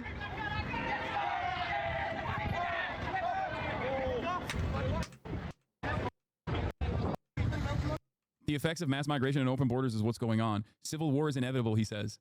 And it's like, dude, you're a fucking migrant. Like, what are you talking about? You literally are an immigrant in the United States of America. Like, what the fuck, dude? He is such a goddamn Nazi. He is such a fucking Nazi, dude. It is unbearable. Oh my God. I don't know how to deal with these motherfuckers, man. I don't know. Hassan is talking about Elon Musk. I don't know what to do. I don't know what to do in this situation. Like, they are just so stupid. Not much comfort, perhaps, to hard-working people, though, with businesses and livelihoods wrecked, now starting the laborious clean-up. Well, yes, news just in late this afternoon, the Home Secretary has announced the national... This is why I always also make the distinction, like, what people are protesting is way more important than how people are protesting. How people are protesting can be important as well, but what people are protesting is very important, okay? Make no mistake. These people claim that the BLM protests, okay, were riots of, like, black supremacy or whatever the fuck. That was not the case. Those are people, white people, black people, brown people, protesting against police brutality. Police disproportionately targeting and killing black people in this country, okay? Some of the most violent aspects of our genuinely white supremacist criminal justice system. They were protesting against power. These people are protesting against the existence of black and brown people around them, okay? It is an inherently white supremacist protest. It has happened throughout history, and it's happening again, okay? People use the word Nazi way too easily. Real Nazis don't exist. Neo-Nazis at the most. When you have highly racist, misogynistic, and supremacist people that act around and are proud of it and want to implement laws and regulations so in support of their views, it's essentially that. It's like from the most shallowest point of view, it is in that direction. That is like the end goal. That is like the destination. So, I mean, to make that nuance doesn't really matter. No, like it really doesn't matter given that like intellectually, sure, you know, you can make that distinction, but in like practicality, you're not gonna. It's not like, you know, someone's gonna make that distinction in person and be like, wait, I'm not that, so I'm just gonna change my view. No.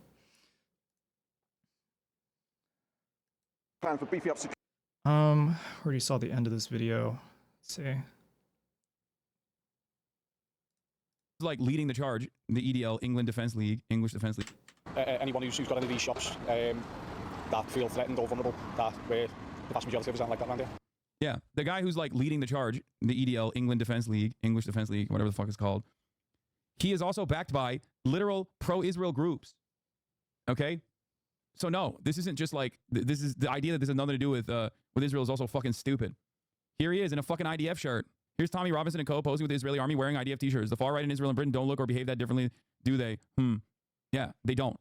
And not only do they not defend, or not only do they not behave differently, they're often directly funded by it. And also, there are literally fucking Israeli officials who are posting shit like this. Here's the Israeli occupation's deputy mayor of Jerusalem. Goodbye, England. Together we'll make this country yours. Thank you. Secret of politics is that violent protest does work. Just so, like, the biggest thing about protest, though, is that what is the protest for? And in this case, it's based on the from racist social media spreadings of the information of the attacker. And that's not to say that they weren't, just all of a sudden influenced all of a sudden because of it. They were pre-primed given the reactionary sentiment that they already had, the views that they already had. But I mean, protests, there's always going to be violence in protests, right? Because essentially the whole reason for protest is to speak out against unfair practices. And so ultimately, to protest, you have to break the law, in which case violence is inevitable.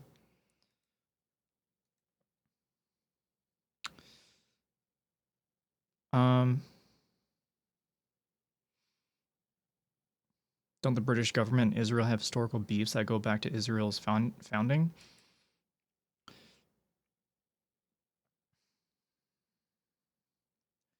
That I can't talk on. I don't have enough context in that regard. Thank you for being so weak.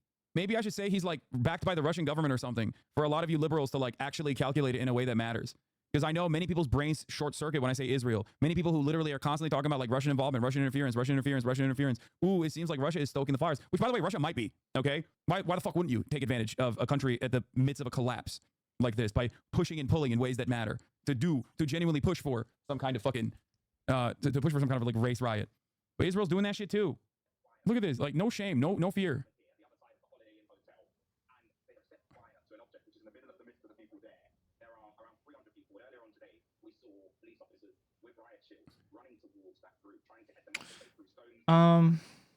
No, I don't think he's doing a monkey gesture, but he definitely did do the knife thing. Like, anyway, that's like the least of the obvious fucking horrifically racist shit that they're doing.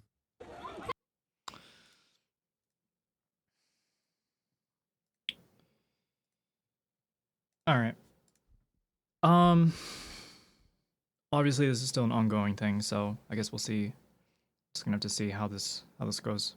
But how many minutes can we go before someone says something TOS? Amoya's on, and I'm on watching.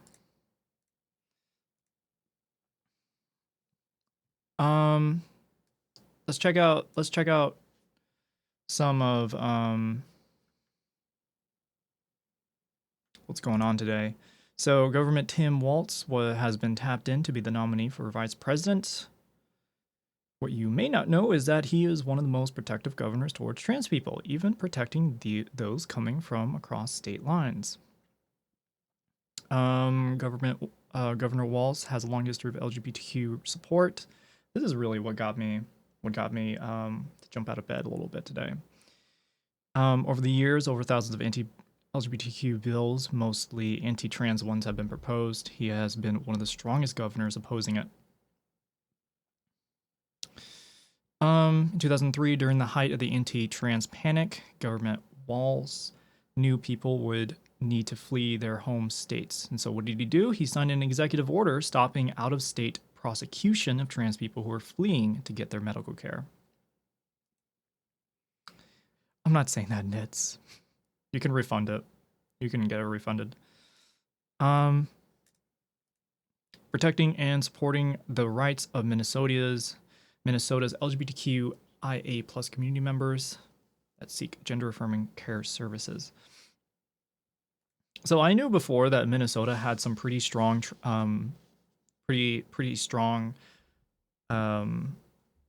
laws protecting trans people and in general the LGBTQ. But I did not really take much. I didn't take a further look into it as much as other states, far worse states. That's not all though. His order did so much more. It started investigations of insurance denials, updated Medicaid manuals, and mandated investigations on educational discrimination. So, see, coordination of all state agencies to safeguard individuals seeking gender affirming care, preparation of reports summarizing the effectiveness of gender affirming care and its public health impacts. Looking at the refusal to approve insurance companies with evidence of denials. Pretty good stuff. Pretty good stuff. He also signed the state's first gay and trans panic defense ban. The gay and trans panic defense has been used over 300 times to help people get lighter sentences after murdering a gay or trans person, arguing they panicked at the realization.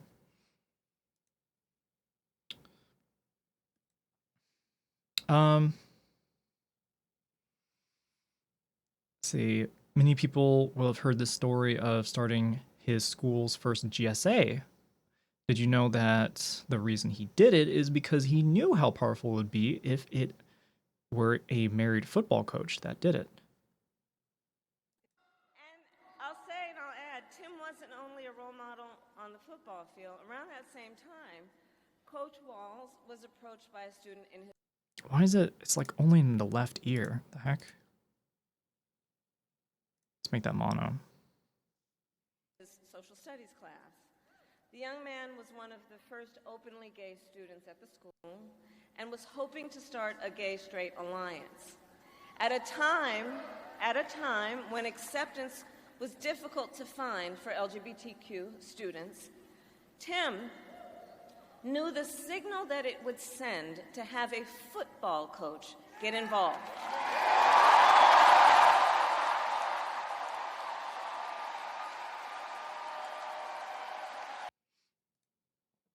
Waltz also co-sponsored the repeal of the Defense of Marriage Act, which was used to let states not recognize gay marriages. So Waltz was possibly the best pick that could have been made in terms of a track record for LGBTQ people, and although he had a narrow majority in Minnesota, he still pushed forward in hitting policies which protected the LGBTQ+. Besides all the bullshit that's been happening, it's nice to have some good news. It's nice to see a strategy that is not capitulative to the centrist position, unlike how Biden was supposed to be the centrist VP for Obama's pick.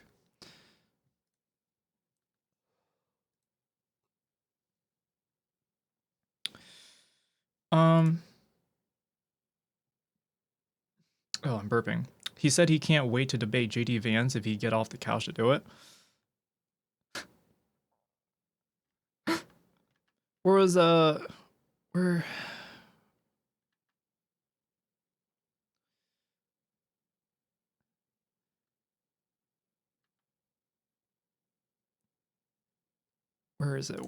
is it?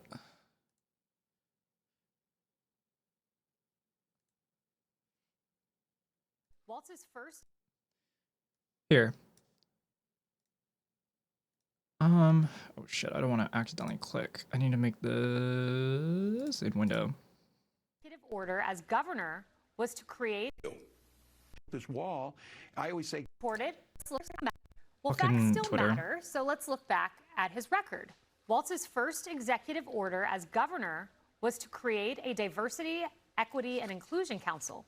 He also supported open borders. I'm sorry, but I don't really understand how you can call yourself a country when you have no common laws, taxes, or rights laws for all states. There is laws for all states. It's called federal laws. It's just a matter of whether the federal government will regulate that using using entities that has the regulative power to enforce those laws. So it's like I think it's I remember having this type of conversation with people when a couple years ago when it came to like the rights of not the rights, the getting arrested for having weed, right? Federally, it's banned, but in certain areas, it's legal. And so you could technically have a federal agent be in a legal state and still get arrested, but then it'll be charged federally and not state-wise. And when in conflict with state's laws, federal law controls. Yeah. And that's why you can have, say, like, the ability to get with legal abortions. You can still have states that ban it or limit it. It's fucking stupid. What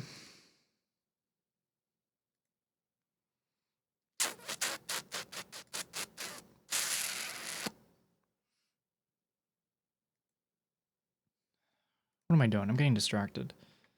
I gotta take a piss. Here. We can rewatch this. Well, facts still matter, so let's look back at his record. Waltz's first executive order as governor was to create a diversity, equity, and inclusion council. He also supported open borders. You know, he talks about this wall. I always say, let me know how high it is. If it's 25 feet, then I'll invest in the 30-foot ladder factory. And he pushed socialism. Don't ever shy away from our progressive values. One person's socialism is another person's neighborliness. Just do the damn work. Oh, wait, and there's more. He signed an executive order protecting gender-affirming care or surgeries for minors in his state.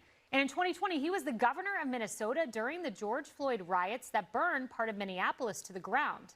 It was so bad that Waltz himself called out his own response. I got a call from a friend and a dedicated public servant. Senator Torres Ray called in her district, and it was on fire. And there weren't any police there. There weren't any firefighters. There was no social control, and her constituents were locked in their house wondering what they were going to do. That is an abject failure that cannot happen. If the issue is that the state should have moved faster, yeah, that is on me.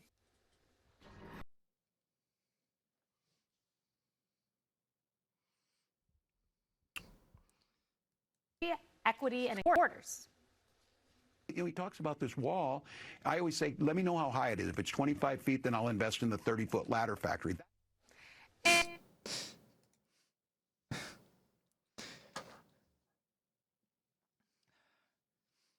Build a wall, I'll invest in a 30-foot ladder factory. Literally using a capitalist argument against them. I love it when you use capitalist arguments against a capitalist, and they're like, "Ree! I don't like competition. Competition? No, not for me." And he pushed socialism. Don't ever shy away from our progressive values. One person's socialism is another person's neighborliness. Just do the damn work. Oh, wait, and there's more. He signed an executive order protecting gender-affirming care or surgeries for minors in his state. And in 2020, he was the governor of Minnesota during the George Floyd riots that burned part of Minneapolis to the ground. It was so bad that Waltz himself called out his own response. I got a call from a friend and a dedicated public servant. Senator Torres Ray called in her district, and it was on fire. And there weren't any police there. There weren't any firefighters. There was no social control, and her constituents were locked in their house wondering what they were going to do. That is an abject failure that cannot happen. If the issue is that the state should have moved faster, yeah, that is on me. Yo, Fox News, they don't got shit. They don't got shit on this guy. When I was watching some of the other commentary, like the Fox 5 talking about Waltz, and they're basically they were so pre-informed on Shapiro being the VP that they don't have anything. All these are just falling flat. None of it is really none of it is really substantial in any way.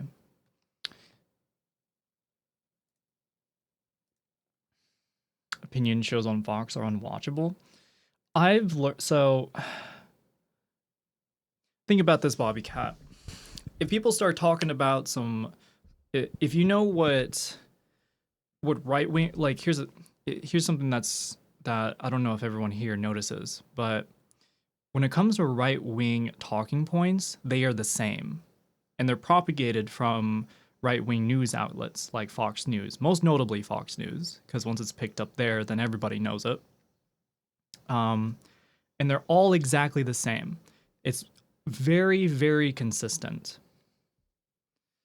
And so just hearing it once and seeing the contradictions in it and knowing the talking points that opens up the topic and shows the inconsistencies and the faults in what they're saying, then you yourself at home know what to say to, your parents or to some freaks out screaming at kids who just want to live their life. There's a clip of Fox News anchor saying that if you are a man that votes for a woman, you scientifically transition. That's awesome. That's crazy. Oh, so wait a minute. A man votes for a woman who scientifically transitioned? Nits. See, originally, before I really understood politics to like a more informed degree than I do now, when I heard that Hillary was running for president, I was like, I just want to vote for her because she's a woman. So, I mean, I guess that's true, right? I guess that's true. Fox has argued in court that they are not a news network. They claimed they are in the entertainment business, but not news. You gotta love debate perverts. The highest degree are lawyers.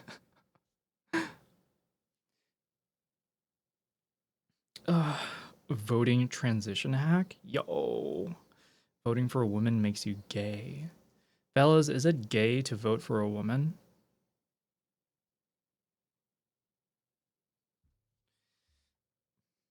Okay. Let's see. I'm a lawyer. I hope you have a good ethical. I hope you have a good, what is it, moral compass then. Because you have lawyers out there who are like on payroll for like banks or for who are for just the most evil organizations or people out there. I found a loophole. I don't vote for anyone. I mean,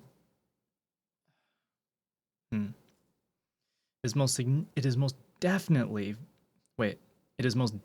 vote to gay for women. Thankfully, my area of the law is pretty clean. That's good. That's good. Let's take a look. Let's return back to the topic of Electoral College. We got ourselves a second thought video that I found. And I like second thought. The Electoral College is anti-democracy. Exactly what I've been saying.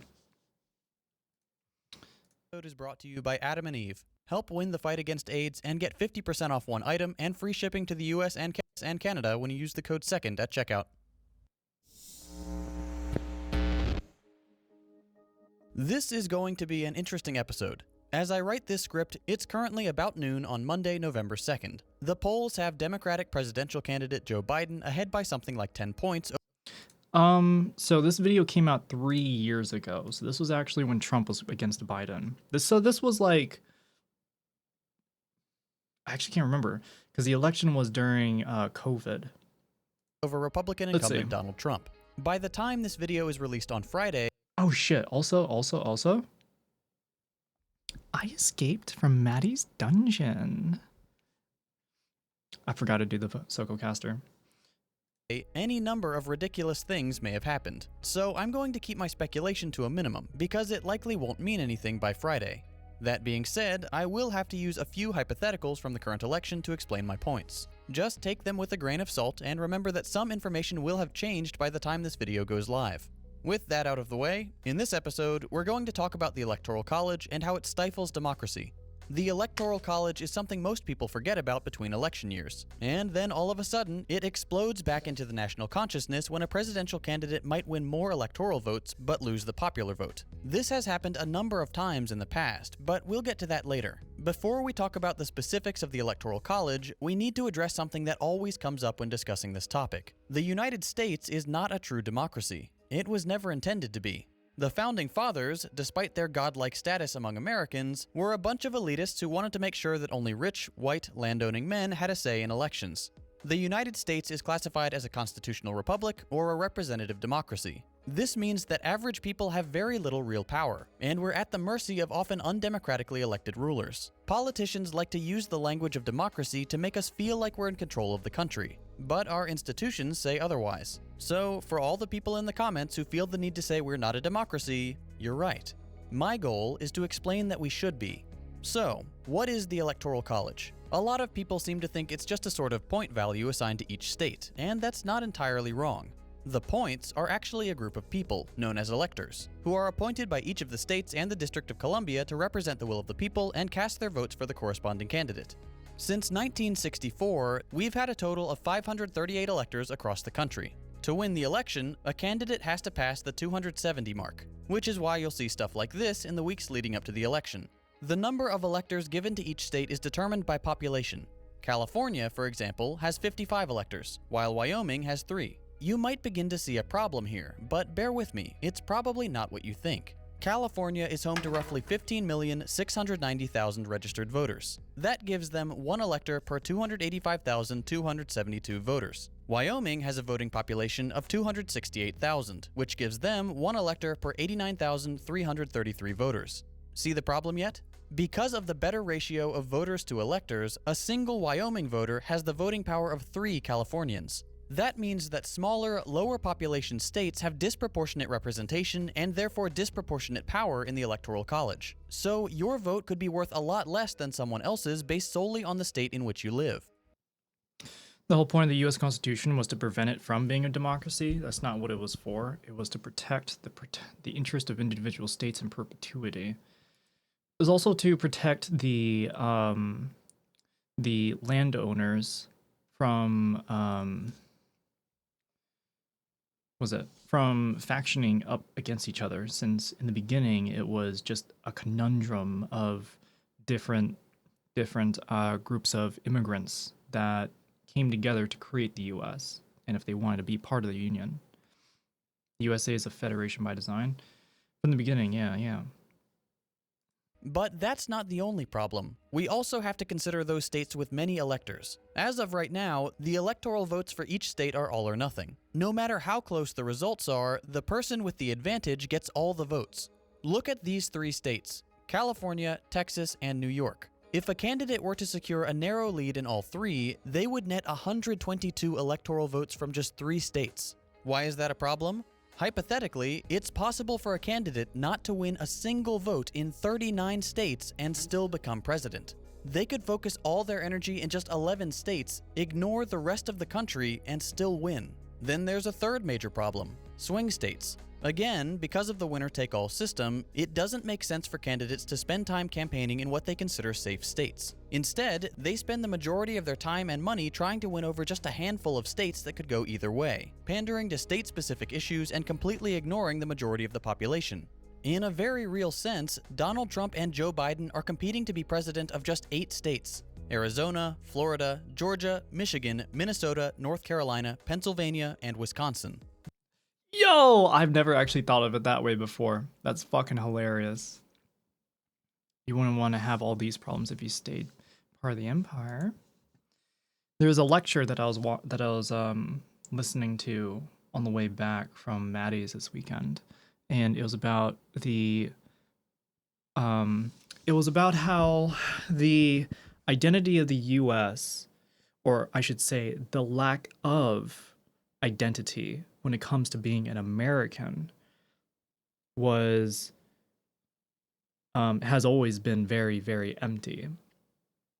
And the only form of American culture that has existed only started in the 1980s, or at least what built up to the 1980s.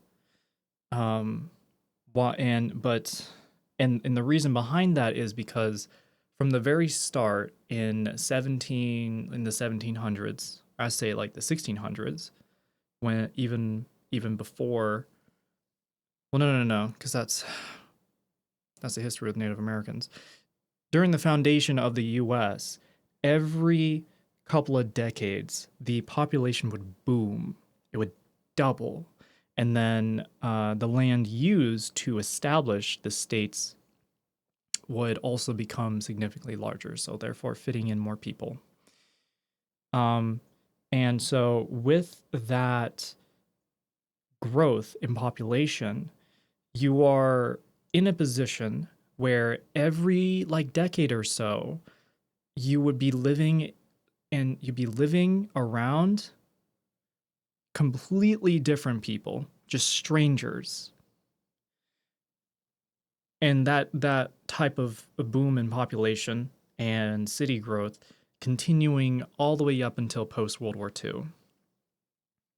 And in which case, the U.S. then identified specifically as not communist. And so whenever there is any form of like, what is an American, it's not a communist. The problem with that, though, is that but the problem with that, with that position for America, is that it requires an antagonist for America to work. And so when there is no antagonist, it just starts to infight within itself. Being an American means nothing. Unlike, say, being like, if you're Japanese, or if you're Chinese, or if you're French, or if you're English, you're able to have roots traced all the way back, far, far back. But in the case of the U.S., with all of the immigrants with all the pilgrims that initially came to the U.S., they had the opportunity to include the Native American culture in that founding, but they did not. And so one of the reasons why the U.S. was formed in as a pushing away of the English monarchy was also included with it was also what is included in that wanting to separate from the monarchy of England is also because the monarchy signed peace deals with the Native Americans. And those settlers in the U.S. wanted to keep pushing west, but was not allowed to because of it. And obviously the tea taxes were a major, major part, obviously. Okay, so here's a test of how people really feel about the electoral systems. Random ballot is by far the simplest form of proportional representation. You collect all the votes in a tombola and then select one at random to see who wins. Your chance of winning the election is precisely the proportion of the votes you received. You'd need one the size of you'd need one like the size of a small city. I don't know. It's kind of harder to imagine. Because of these three glaring flaws with the system, the overall effect has been to depress voter turnout in the states politicians don't care about, make elections seem like a sports event, and allow for the candidate with less support to become president. This is incredibly undemocratic. Over the past few election cycles, there's been a big push to award state-level electoral votes to the winner of the national popular vote. This would effectively make the Electoral College obsolete and force candidates to care about the votes of every American rather than just those in swing states and disproportionately powerful ones. There's been quite a fraught relationship between the Electoral College and the popular vote over the last few decades. In 2000, Democratic candidate Al Gore won the national popular vote, but Republican George W. Bush won more electoral votes and became president. Then in 2016, Democratic nominee Hillary Clinton won the popular vote, but Republican Donald Trump won more electoral votes. And again, the loser of the popular vote became president. There's been a lot of debate over this discrepancy, with historically anti-government Republicans finding themselves defending the Electoral College because it always seems to benefit them, and Democrats actually pushing for expanding democracy for once. Not because they particularly care about democracy more than the Republicans, but because they never benefit from the Electoral College. Both the Democrats and Republicans are firmly anti-democracy when it comes to actually letting the people decide the future of the country. Okay, if the Electoral College is so broken, why have we let it stick around for so long? Part of the problem is the unique American fascination with the Founding Fathers and old documents. We lionize anyone who was around when the country was first formed and gloss over the many unpleasantries of the men involved. We treat the Constitution like a holy book, taking its word as natural and immutable truth, when the founders themselves had very little real plan besides setting up themselves and other rich white men for success. This is especially true of the Electoral College. The delegates of the 1787 Constitutional Convention had many different ideas regarding how the president should be elected, and for 3 months they weren't able to come to a consensus. Eventually, just to get things moving again, they slapped together the notion of the Electoral College, a system so bizarre and convoluted that delegates didn't know whether to support or oppose it. It was never intended as anything more than a temporary measure until they could figure out a better option. Spoiler alert, they never replaced it, and we've been stuck with the ridiculous and undemocratic system for over 2 centuries. Over that time, the Electoral College has allowed the loser of the national popular vote to become president 5 times, the most recent example being 2016. I have a liberal fascist friend? That is a contradiction in ideas. What? Who knows fascism needs an object of hate to nucleate around? People who oppose fascism but engage in negative posturing about particular demographics should think carefully about it. What? Who knows fascism needs an object of hate to nucleate around? Fascism is inherently a ethnocentric position.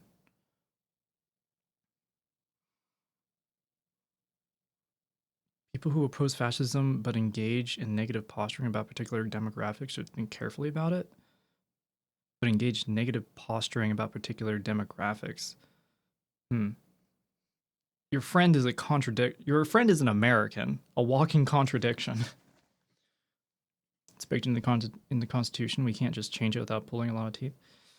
Getting rid of the Electoral College would need a constitutional amendment. No way the red and swing states will vote for it.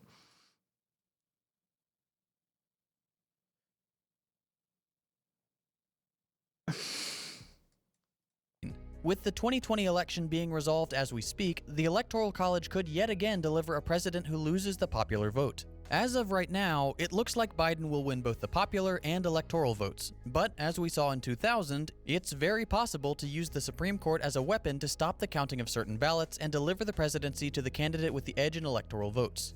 This is where things get interesting. In this blessed year of 2020, there has been a record amount of mail-in voting. Coincidentally, I've done a video on mail-in voting. If you're one of those people who thinks it leads to fraud, please go watch it. Now, the vast majority of mail-in votes are being cast by people voting for Joe Biden, generally people who understand that COVID is a real threat and don't want to risk infection. Trump knows this, and with his shiny new Supreme Court justices, he'll do his very best to stop the counting of mail-in ballots. If the election is close enough, Trump will likely try to use the Supreme Court to deliver an electoral victory on or soon after election night. Remember how I said the Supreme Court delivered Bush his victory in 2000? Well, 4 of the people involved in that case, John Roberts, Clarence Thomas, Brett Kavanaugh, and Amy Coney Barrett, will all weigh in on a potential legal battle over the 2020 election. You may recognize a couple of names from that list. Trump appointed 2 of them to the Supreme Court during his first term. It's hard to see how our current Supreme Court would deliver any result other than one favorable to Trump if it comes down to that. What's perhaps more concerning is that even though Republicans have won the popular... Well, he called that pretty quickly. Thought experiment, is it okay if the US changes his... Is it okay if the US changes so whoever wins the popular vote becomes president, then one party consistently gets 51% of the popular vote and therefore holds the presidency 100% of the time? That's what populism is by definition. It's not really a thought experiment. It's like we follow popular vote. They get they get the majority, they win. And here's the thing too, you got to remember, given the positions of this president and given the changes that they would do, like it's, if it works for everybody, then it's better. But if it isn't, then then it's not. But is it okay? I don't know what you mean by, like, is it okay? If something suits everybody as the majority, then it does. It's like in the case of gun reform.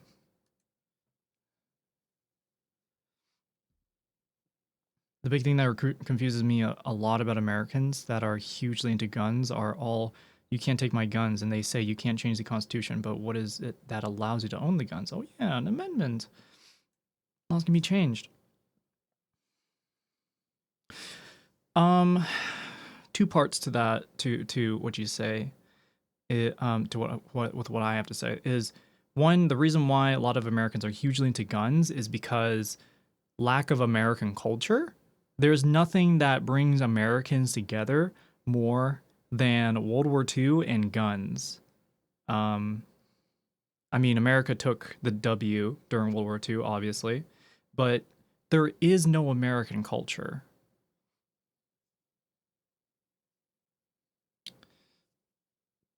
And at the same time, in rural areas, there isn't really much to do. Shooting is one of the biggest things as an activity that is done. Most Americans don't know what the word amendment means.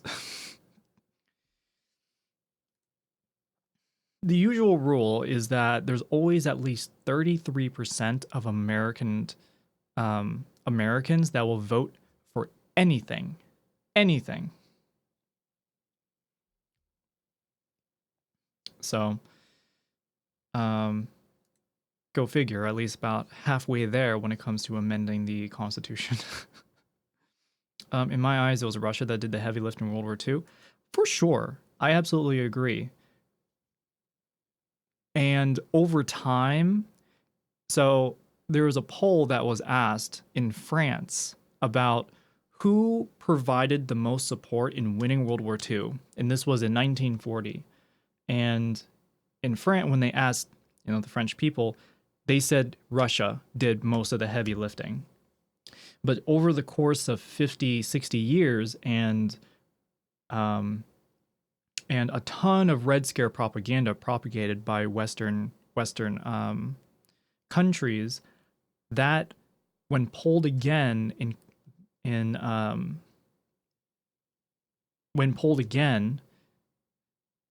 France described the US being the more powerful one in the circumstance, the one that supported and that did the most heavy lifting. So it goes into the fact that America exports their views to the world very a lot. Post-war support was a big thing, yeah, and the US and the UK did a lot of work there. I mean, like, of course, they all participated. Russia did a lot of the fucking heavy lifting. But that opinion has changed over time because of America's Red Scare propaganda efforts during the Cold War. And, like, pre-Cold War and post-Cold War. Apparently, significant portions of Americans think the U.S. fought against communists in World War II. I know. It's not very clear to people that Russia was part of the Allies.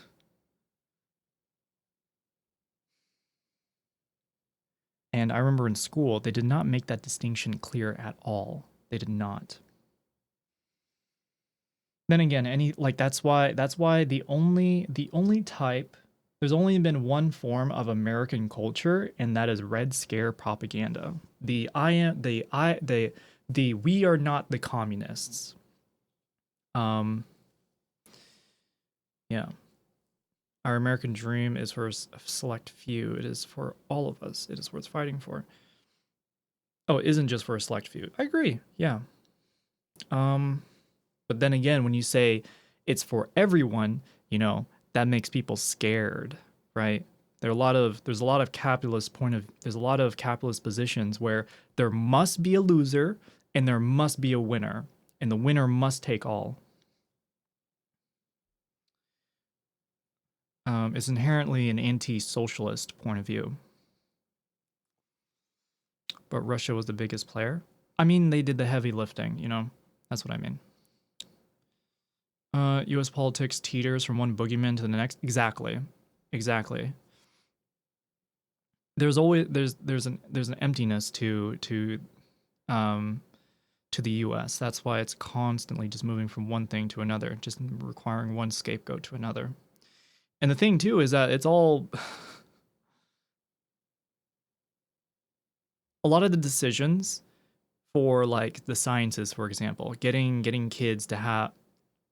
One of the reasons why there were science labs installed in public schools is because of competition between the US and the USSR. The US didn't give a shit until Sputnik was over their heads, and they're like, oh shit, we gotta do something. They need that antagonist, or else it doesn't work. So in that case, I do hope China, you know, gets more advanced and starts showing off more of their shit, because then you would have fucking ignorant ass Americans saying, oh, now we gotta do something. And I'm like, I want me some trains. I want to train. I want to train run. Also consider that Stalin was willing to hand the West over to Hitler when he signed the non-aggression pact with Germany until Hitler screwed them over.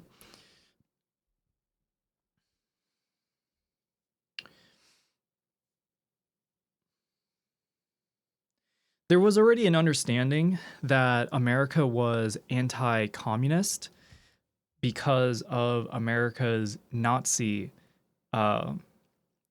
there's parties in the US that were Nazi orientated.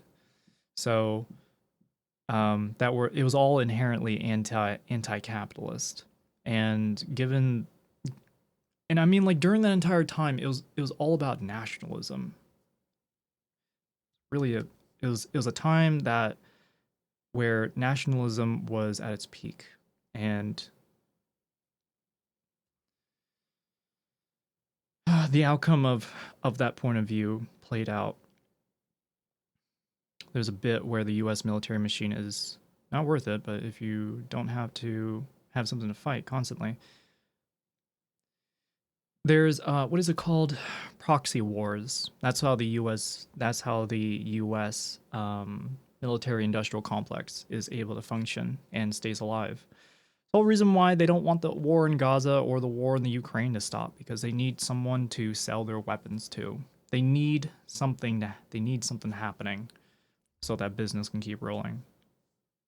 Anyways, let's finish this video. There's only like 2 minutes left. Only once in the last 7 elections, they have appointed 6 of the 9 Supreme Court justices. How does that make sense? Politicians who lack the support of the majority of the population have installed Supreme Court justices to lifetime appointments to the highest court in the country, thereby entrenching regressive, unpopular views in the most important legal battles for the next 50 years. This is not democracy, this is rule by an increasingly small and unpopular minority. Republicans know that they're incapable of winning the popular vote. Their candidates just don't appeal to most Americans, and understandably so.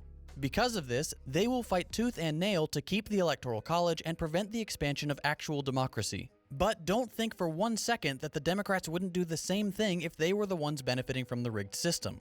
The point is that those in power benefit from the Electoral College. Normal people do not.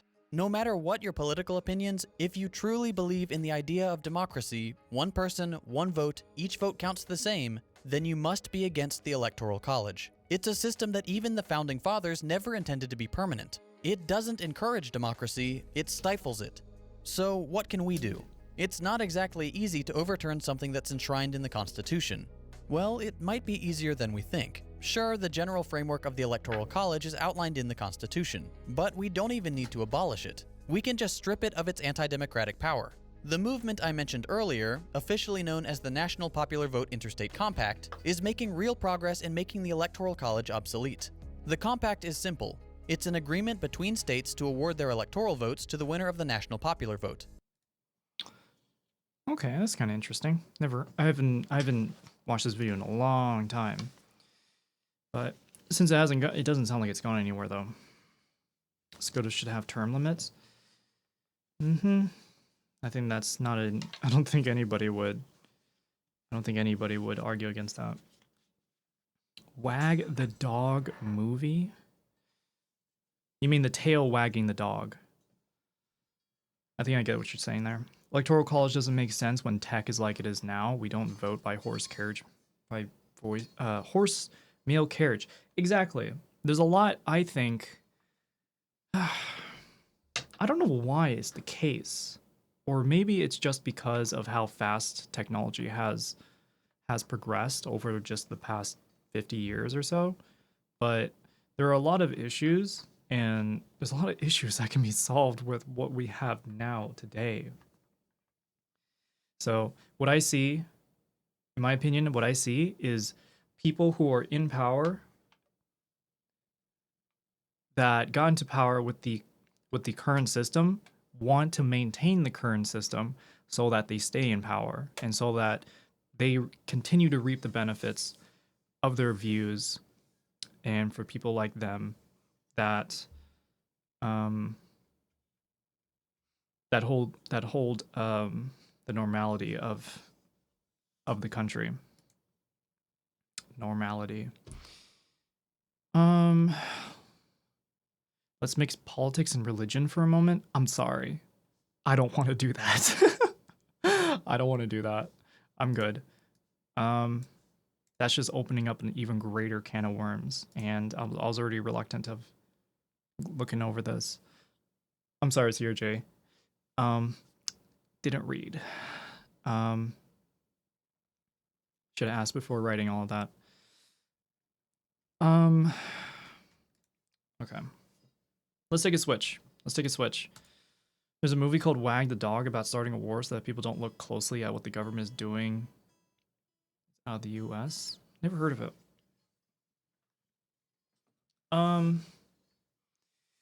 We're switching gears, y'all. We're switching gears. It's been 2 hours and 30 minutes. It's almost 9 o'clock. I'm not gonna be on for much longer. I'm gonna put on something else. We're gonna change speeds, everybody. We're changing directions.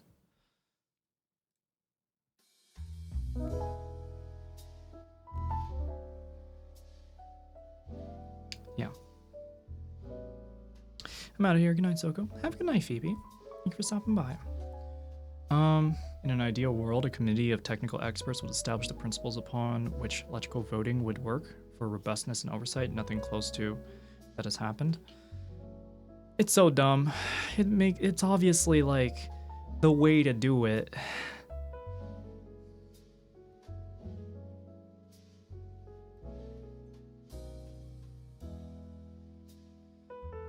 If only. I also need to get some wire cutters. Really need some wire cutters.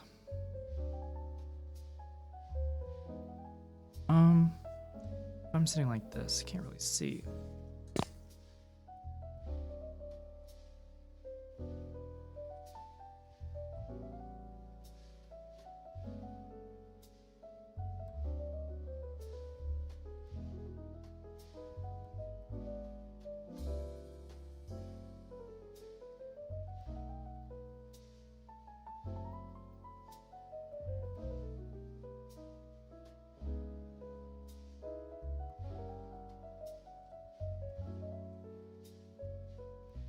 That's better.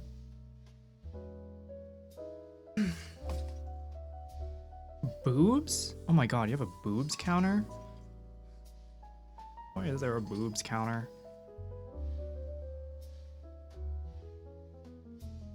Alright, no more politics for tonight. Unless it's funny and it makes fun of reactionaries, no more politics.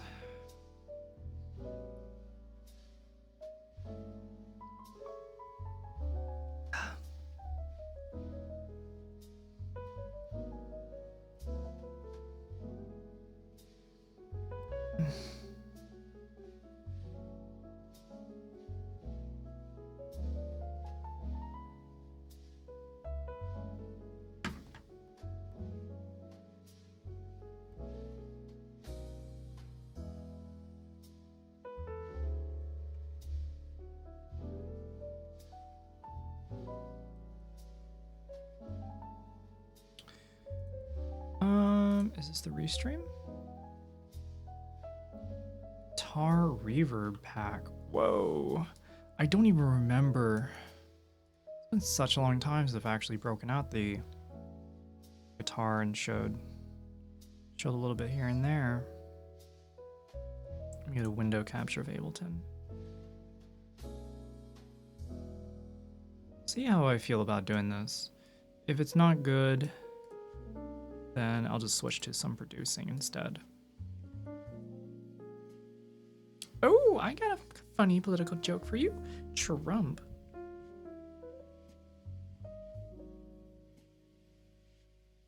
Talking about the banana man.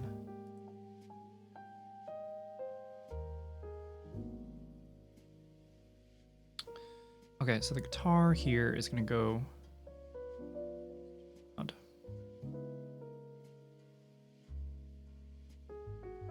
Okay.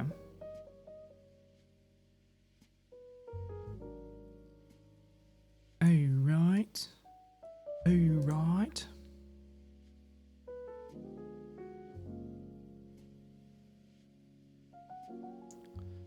Loud. Still too loud. Too loud.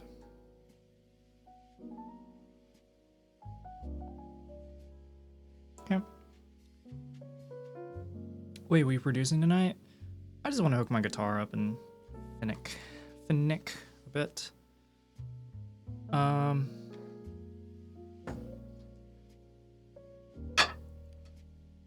Nice.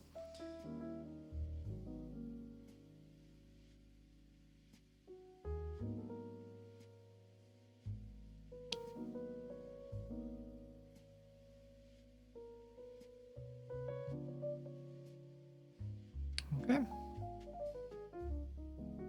You hear it.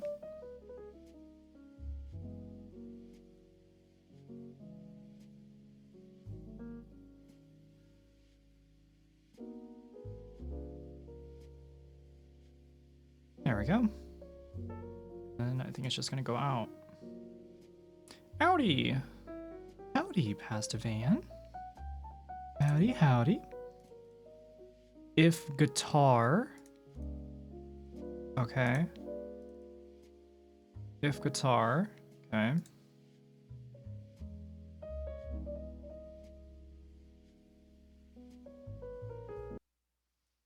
Okay.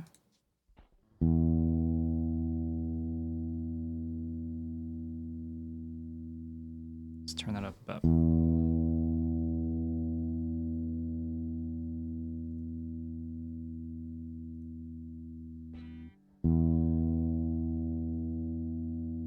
Doesn't seem like it's peaking too much. 5, 7.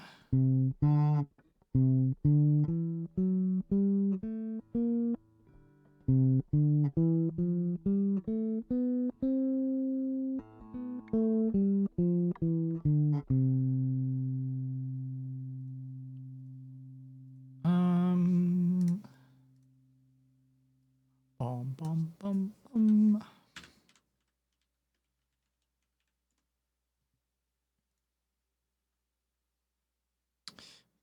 Bum, bum, bum, bum.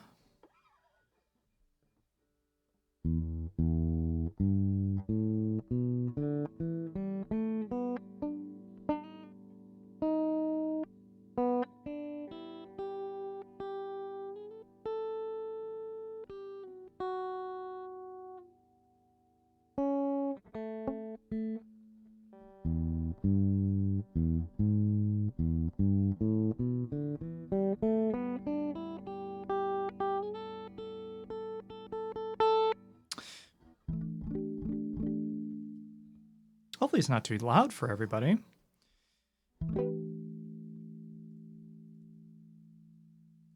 All right, let's turn on this one.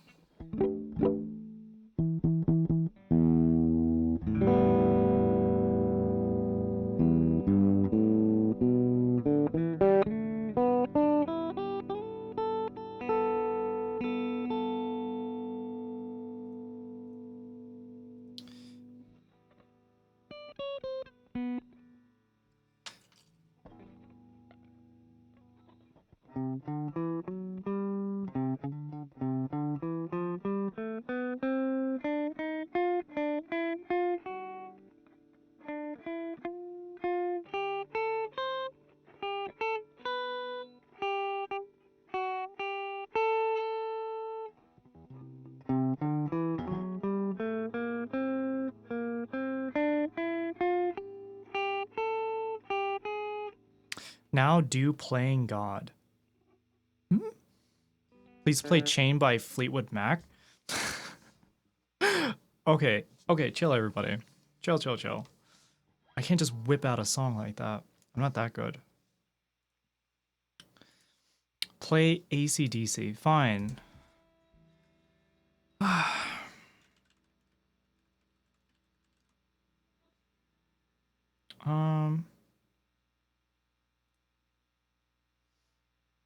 Shred.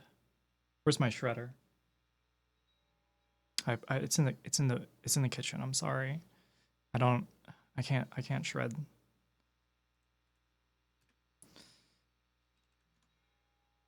Find a YouTube video. How to shred. Here you go.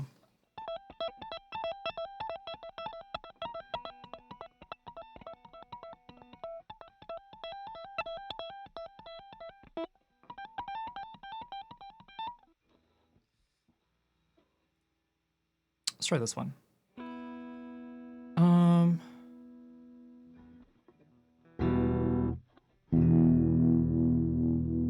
3, 2.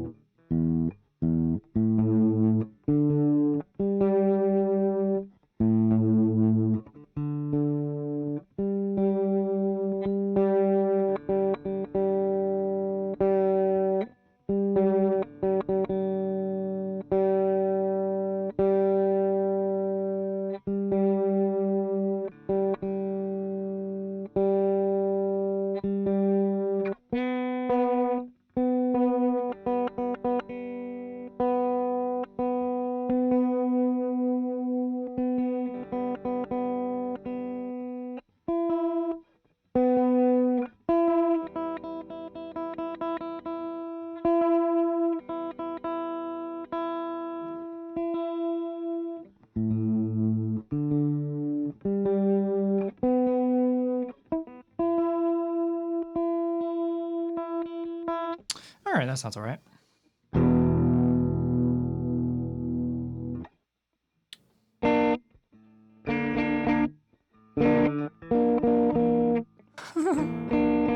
Why does it sound so shit?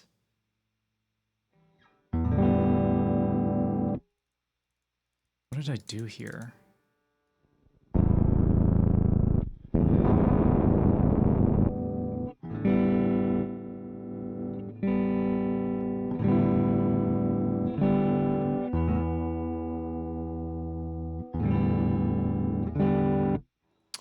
This is not working.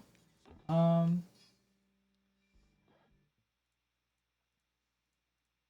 me see.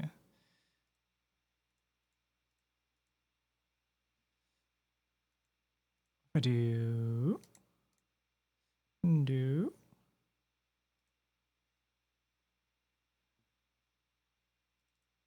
I just have like a basic amp. What's that noise?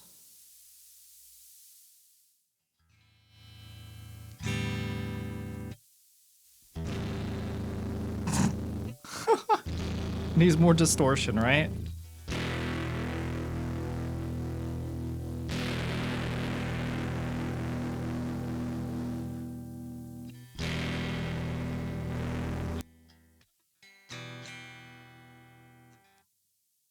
Tone.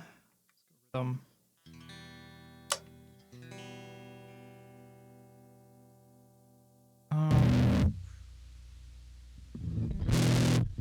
Holy hell.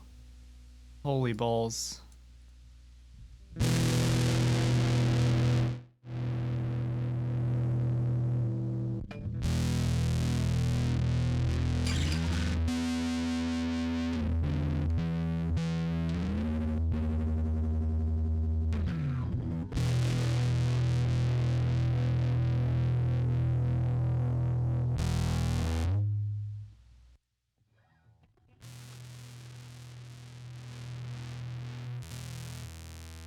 Why does it sound like it's in my head?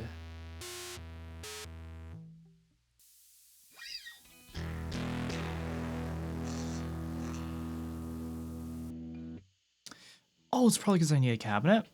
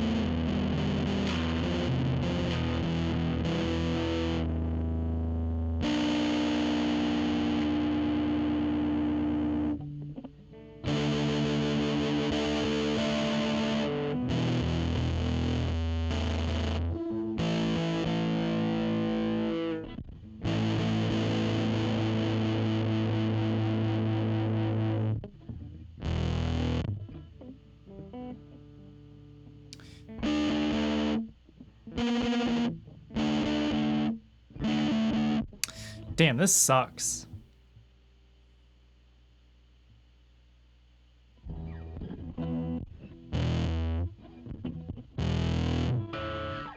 Oh, this sucks. Damn.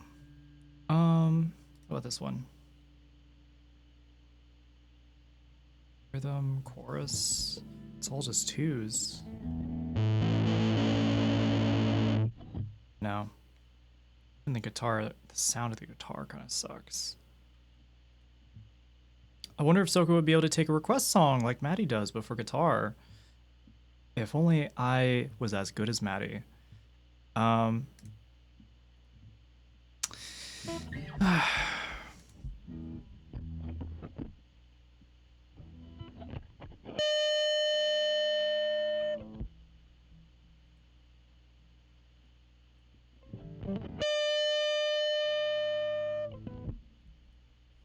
And for shits and giggles, I'm gonna use that one.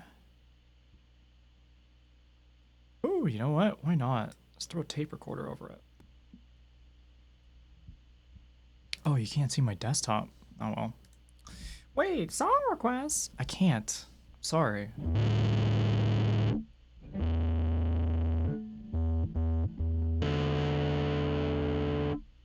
know what?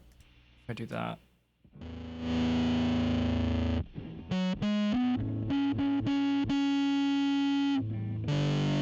That sounds pretty better. That sounds better. Have a good night, Crydoza. Yeah, have a good night.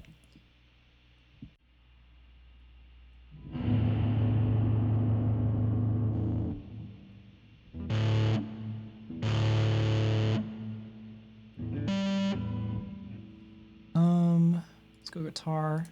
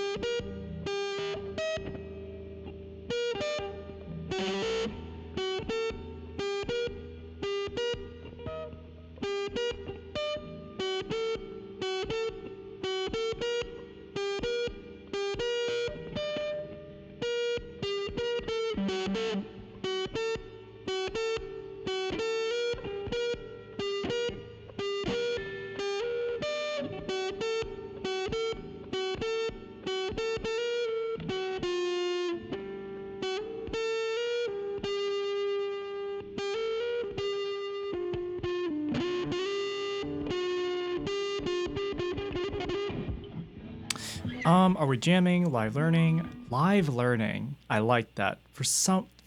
Thank you. You said live learning. Is that Thunderstruck real slow? I don't know what it is.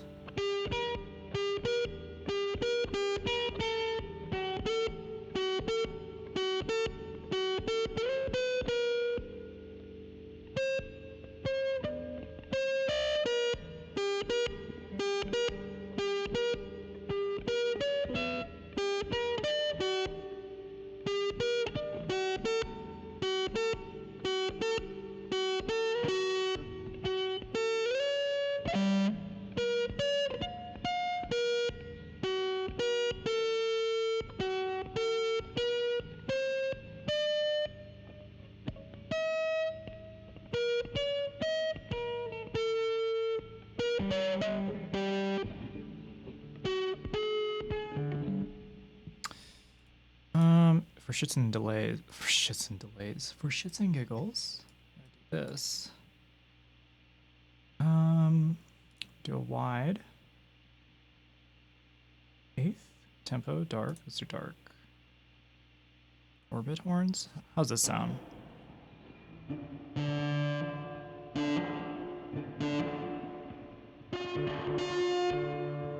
Sounds weird.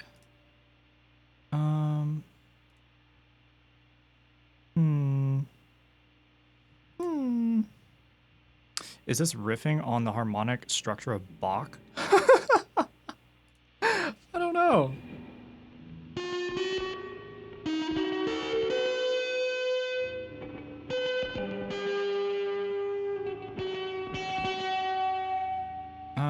What does this sound like?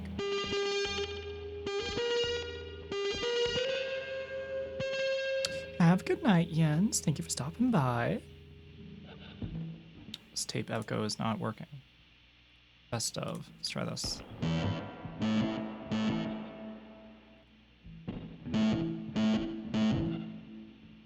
Bounce.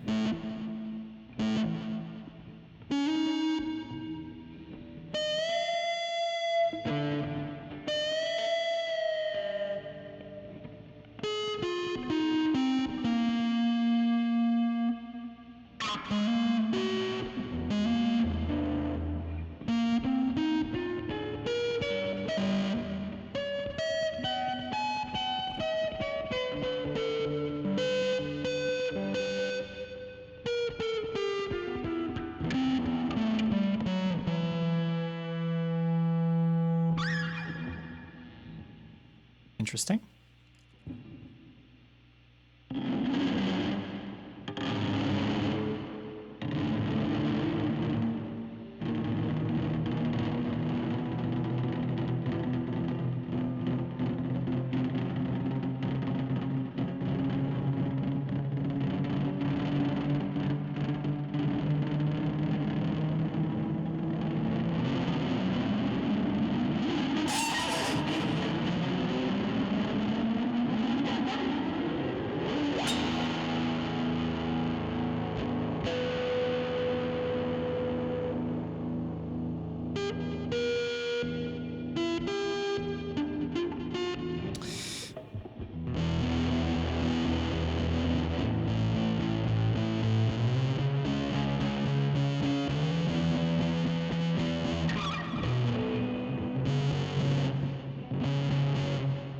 It's too much.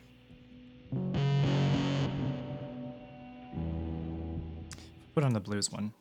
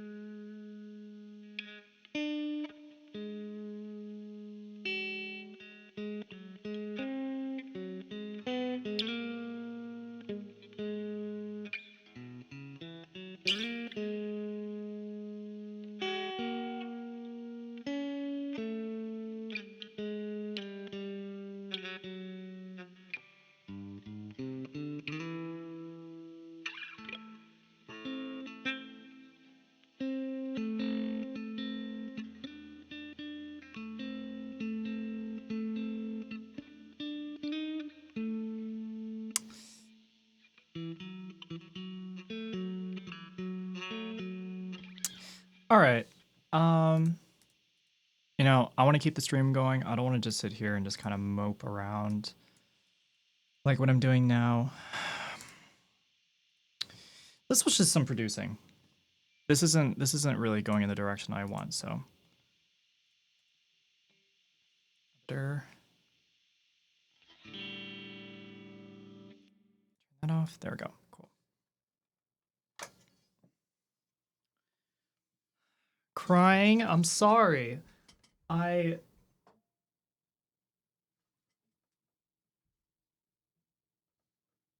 Stay there. Give me a twirl. Yeah, I can get on my feet. That's actually pretty good. Sort your sock drawer. Oh, totally. I'm over here playing drums with you. Wait, seriously? Shut up. No, you're not. No way. I need to get there. I want to. I'm not. Yeah, I got the drum pad set up. Oh shit. I can't wait to see your stream tomorrow. Ooh. I'm sorry, Maddie. I'm not feeling it right now. I feel like I feel like I need to I feel like I need to have some better sounds set up. And I think one of my goals, you know what? One of my goals is I want to know the key. I want to be able to work within a specific key to a great degree so that I don't just screech wrong notes and I can like, you know, like throw the sound into like yeah,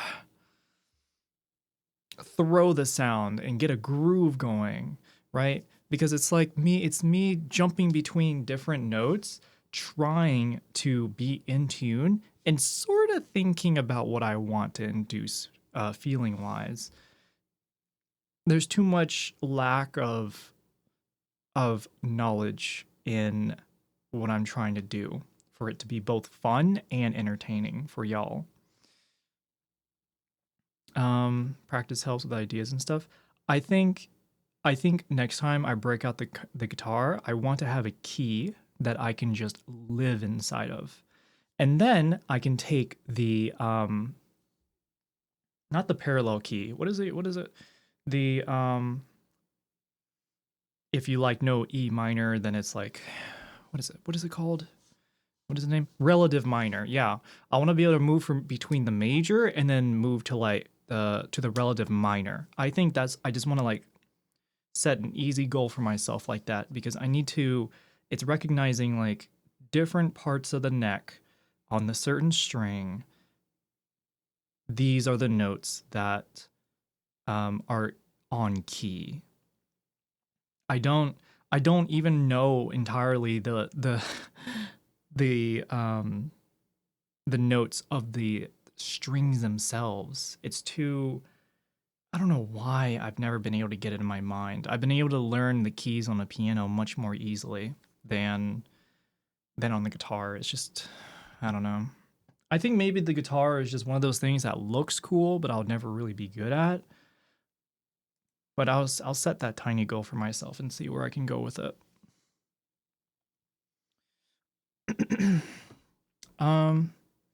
Not trying to actually get you to play songs, but actually playing random songs will get you loosened up. If you mess up, it's all about practice. I'm not having fun though, and I want to. I am unprepared. That's what I'm trying to say. I'm unprepared. I constantly feel unprepared. I want to do better. I feel yeah, learning guitar notes, I still struggle a lot with it. Like I know the C major chord, or I know the 7 notes of the C major on the guitar a little bit, but it's about recognizing the position of those notes along the neck. Honestly, find some easy songs to play and jam. You'll get way better. One of the streams coming up, it will be a full-on guitar stream. So I hope to when I rewatch a music stream with some guitar in it that I can see myself getting better throughout. On my way home though, I did actually listen to a bunch of old rock songs. So like My Chemical Romance, Pendulum, what are their songs? I have a playlist called Action. It's called Action. I was playing Muse. I was playing some, not me playing, but I was playing in the car. Some Rammstein, some System of the Down, some Offspring. Yeah. Bunch of older rock songs that I used to listen to. And it kind of brought me back. There's some really, really good songs out there. And I was singing to some of them. I was feeling them. System is pretty easy most of the time. It's not always the fun songs though.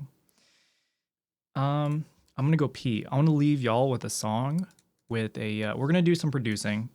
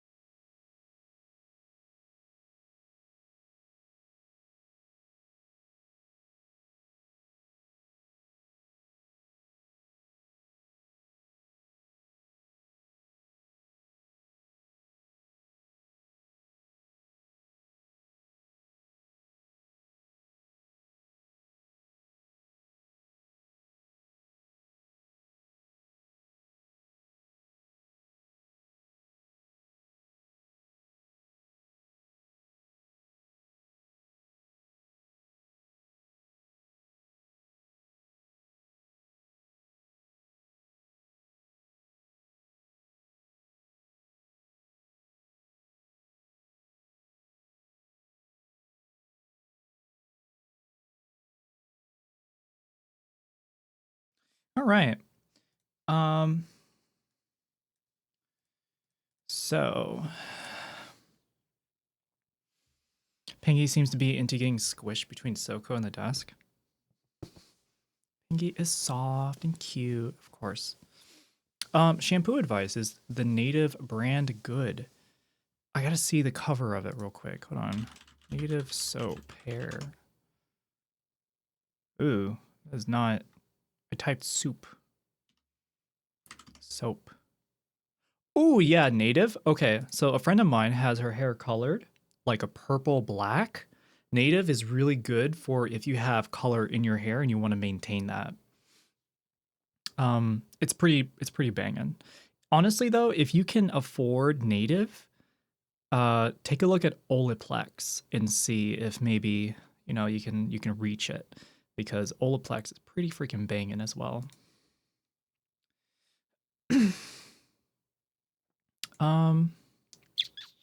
Also, oh, I got a fit check. Whoa! I really need to plug in my amp and my speakers again so I can actually play some Pendulum at nearly full blast.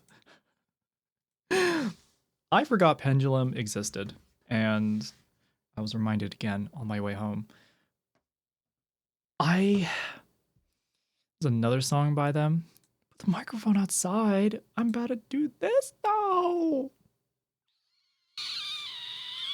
Y'all are making it so hard. Y'all are making it so hard. A genuine small hash? It is a small hash. It's a small hash. All right, let's do the thing. I literally have Ableton open and everything. Olaplex is what Finn uses. My cousin got me like the travel band, the travel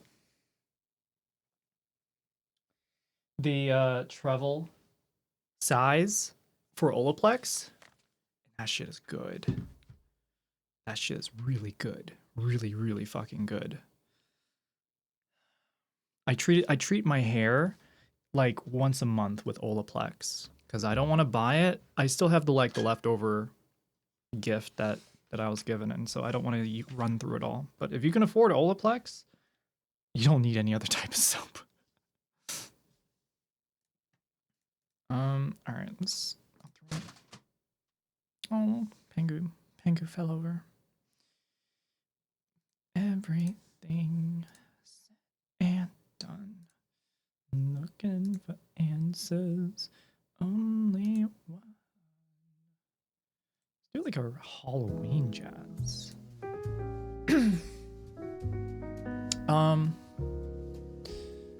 Wait, $60 for shampoo and conditioner. Yes. I want to note though, Ice Cold, the soap and the conditioner are incredibly dense. I'm saying it's very, very dense. So when you do get like the full bottles, they will last you a long time if like, you know, if you just use the amount that you need every time.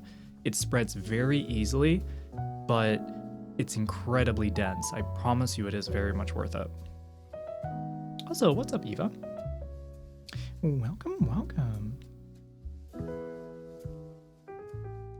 We got ourselves a skeleton over here. Small one. All right. Gotta hop to it.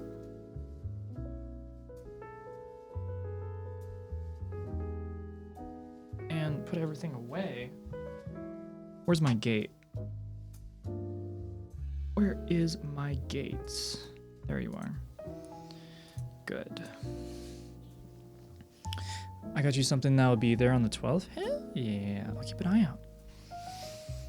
Oh my god, I just found some Imodium. I thought I'd ran out, so need it right now. I'm glad you found your Imodium. I'm glad you got it. Good. I'm going in circles. No rain in Soko's area for just crickets? It is just crickets. It's gonna be raining Thursday though. Be raining Thursday. Just made dinner. Gonna get ready for a date. Ooh. I hope your date goes well.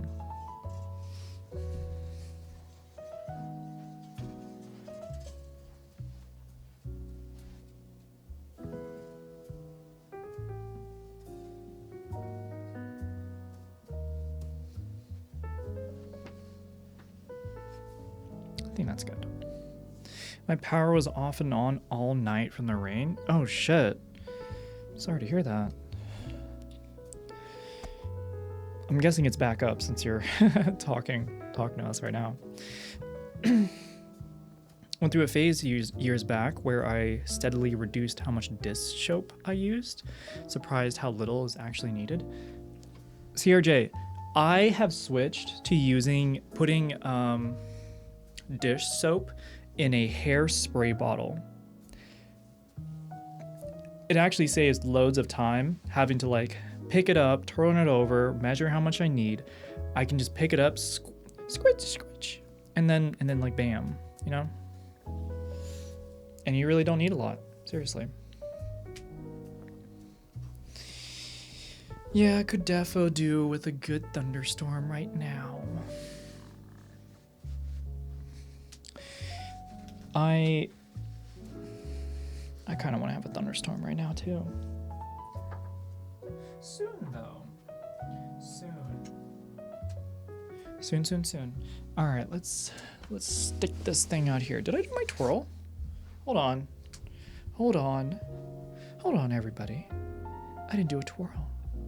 Luckily, Maddie didn't have to stream tonight. Luckily, right? Hopefully it goes better tomorrow.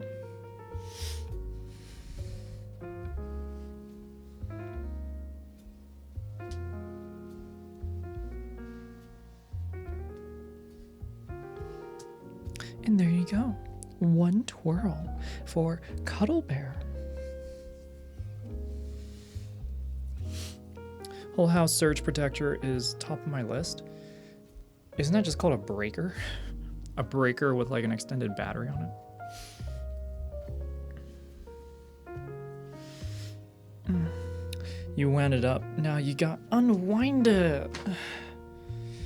I feel like I've been influenced by bats a little bit.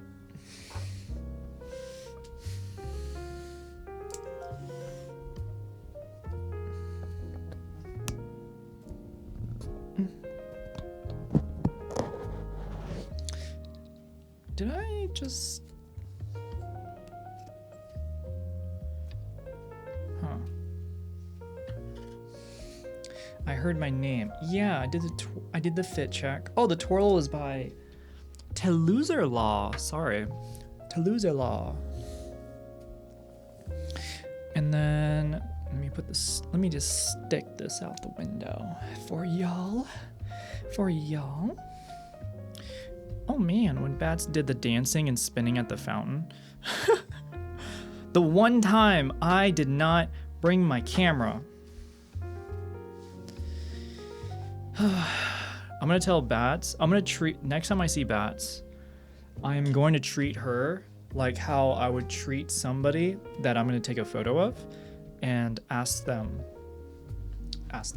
her to send like poses. I'm gonna do that so that can kind of mimic something, you know? So I can get better at some photography and she can have some good photos. It's not often I hear my full name mentioned. Well, you did want a twirl, so that's what you got. What I told you to take your camera the night before. I did take my camera, but during the Saturday, it's like, oh, I'm meeting somebody new.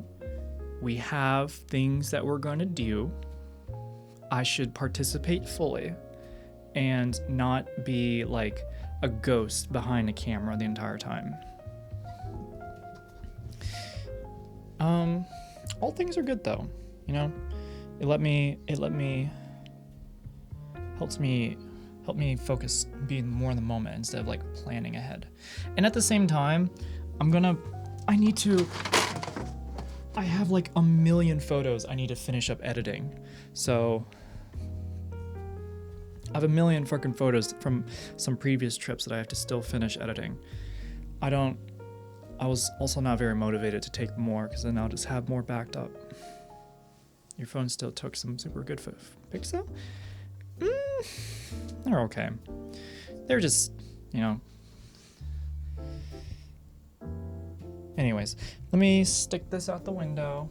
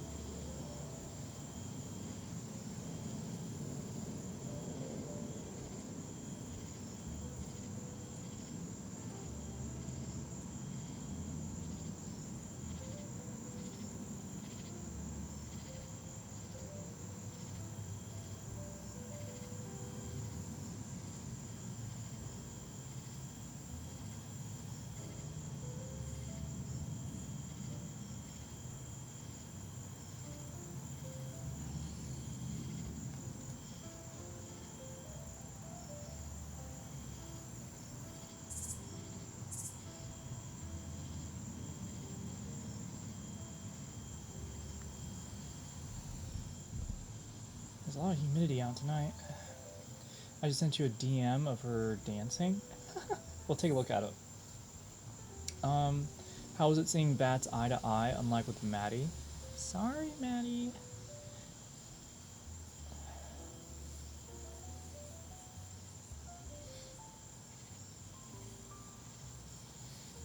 Much like meeting Yumi, it's beautiful to see other tall, beautiful people being as confident as they are.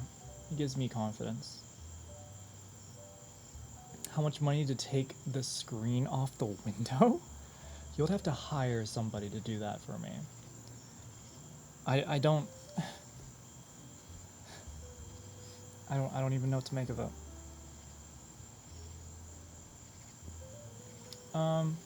But yeah, more crickets.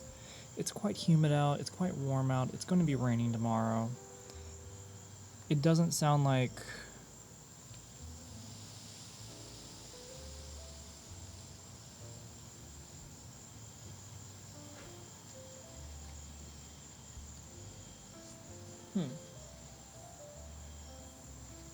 It's a little windy. It's not too bad. You're capable. I am not taking the window. I'm not taking it out. I don't want to lose it. I don't want to break it. I want my deposit back. She needs like little doggy bed for her spot by the window.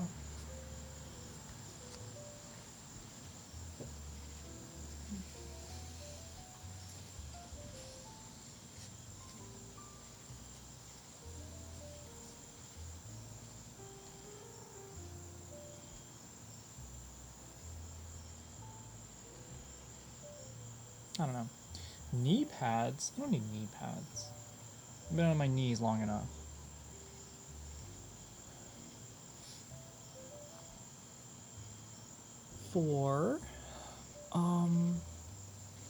Somebody once told me the world is gonna roll me. I ate this chocolate cool in the shed. She was looking kinda dumb with the finger in her forehead and shape of an L on her forehead. Well, giggity. I gave her a kneeling pad. I do have a kneeling pad. But I mean, I'm not on my knees right now. I'm on my bum.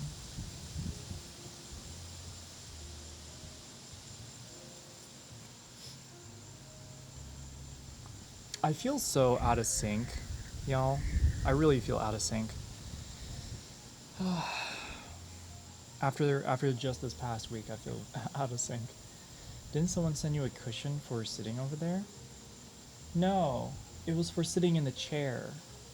It was for sitting in the chair, not on the ground. Why? I think it's because of the days that I spent at Maddie's. I've just gotten used to being over there, and so sitting in here and streaming, it's like I'm like recalibrating a little bit. And then at the same time, today I wasn't sure if I was gonna stream, but whatever came up, I just went with. So. Beanbag needed. Ooh,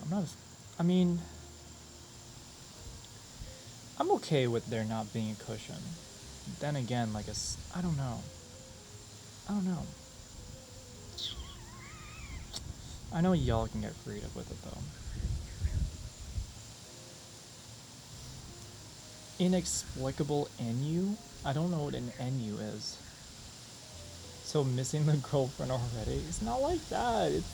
It's the orientation of streaming with my setup in this room and everything. The environment has suddenly changed.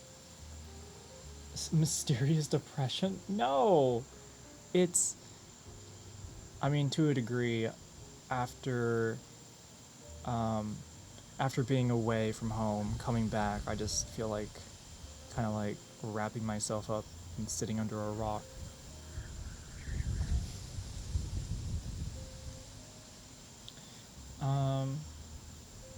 No denial. Is Maddie's place like Hotel California? You can check out anytime you like, but you can never leave.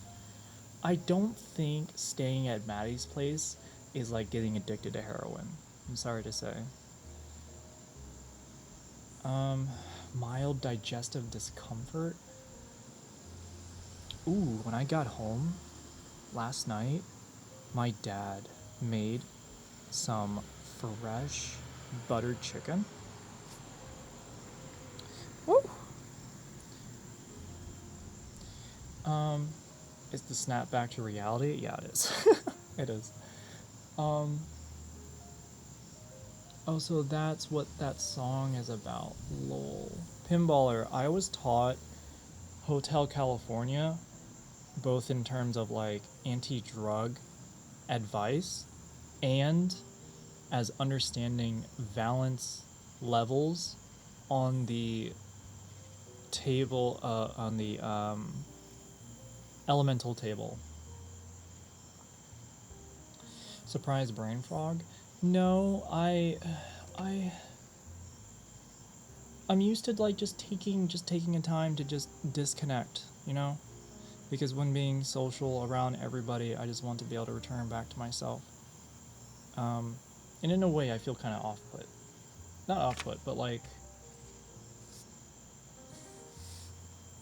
I'm leaning energy-wise. I just gotta like grasp myself once more. There's been a lot of pretexts. There's been a lot of pretexts the past couple days. And so coming back to where creativity and brainstorming and initial steps in experimenting can occur again, I am without rails. Madison overdose syndrome? MOS? The MTV Unplugged version of Hotel California is really good, by the way. Oh yeah. I mean, freaking the Eagles are all, of course, yeah. Speaking of Hotel California, that is a song you can do on guitar. Dun dun dun dun dun. Wait, no, that's Stairway.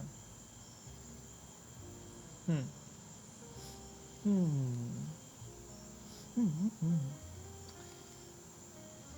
I'm gonna stay here for like another minute.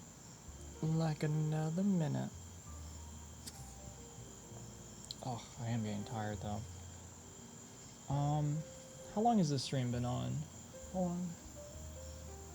Oh shit, it's already 3.5 hours. Okay. I'm already feeling it. I did not anticipate tonight being a very long stream. I hope to provide at least some attention. To be fair, it could also be PMSD, post-Maddie stress disorder. No, yeah, I'm so used to looking down and seeing Maddie. Now it's like, when I look down, I'm shocked that no one is there.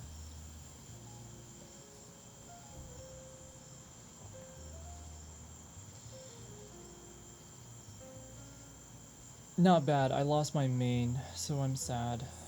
Oh. Hey, don't look down on me. I don't look down on you. I look down to you. Time is relevant. It was a couple of days.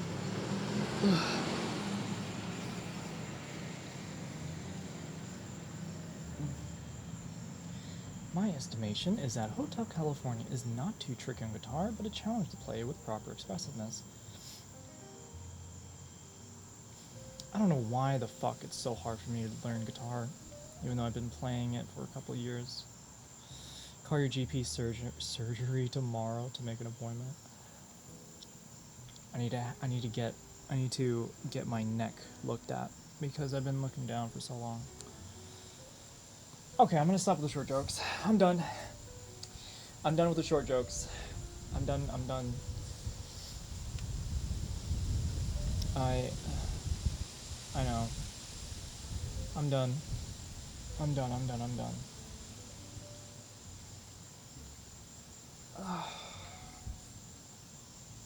The Ukulele Orchestra of Great Britain did a good cover of Hotel California. Interesting. Go pick on someone your own size. Where's Bats or Femboy UK when you need them? Or where's Yumi when you need them? I'm gonna, you know what? I'm gonna start some drama right now. Y'all ready?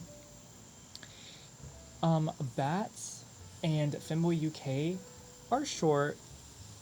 Finster is short. Get taller. But to you, Maddie, I'm sorry for calling you short.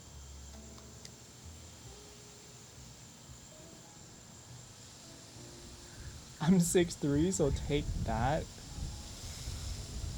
I own a pair of heels. Can't beat that.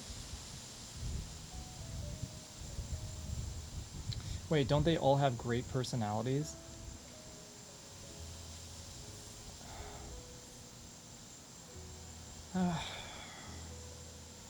Where's Bat? She said she'd be streaming this hour. I wish her schedule's more consistent. I would like rate her more often.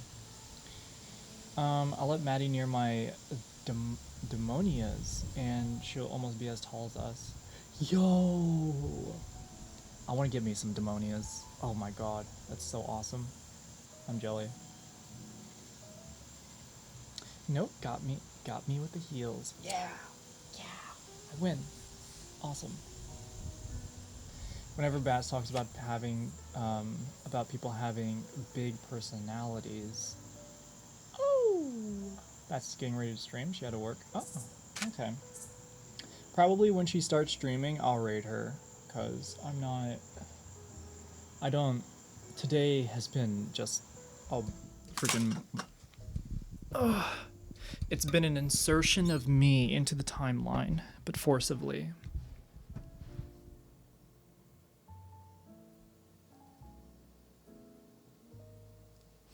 Forcibly shoving myself in the timeline. Mine make me 6'8". Holy shit, almost as tall as LeBron. Let's go. Let's go. God damn, Eva. Whew. Woof. 6'8". Giantress.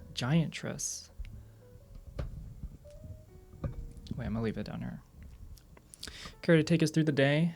I woke up, did the dishes, had some coffee, laid down for another hour, and then started getting ready for stream. Yeah.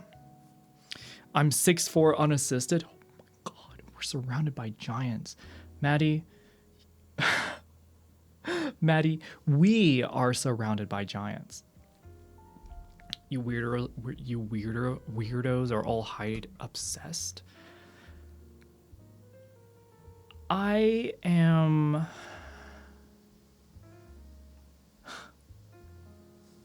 Okay, you got me there. Okay, you got me. I gotta close the window. It's actually so hot. It's way too hot. With little AC can come into.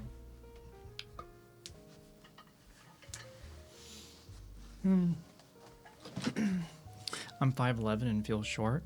5'11" is like, you know, just say you're 6 feet.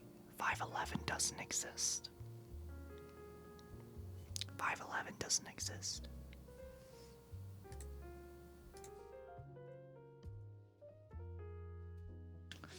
I'm Maddie plus 8 inches.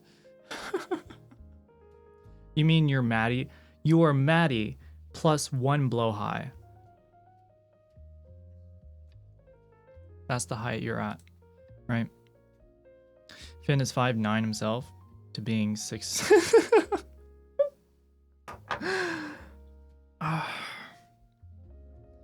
Oh, that didn't sound good. Oh, it didn't? I thought that'd be funny. The abuse. Oh. Okay. I think I need to stop.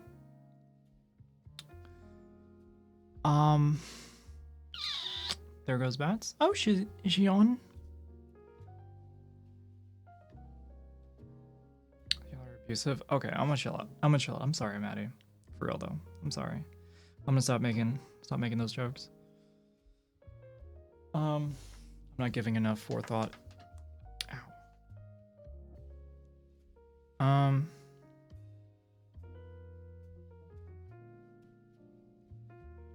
So this is more or less a little return stream for the week. I'm gonna see if there's anything good for us for the next time.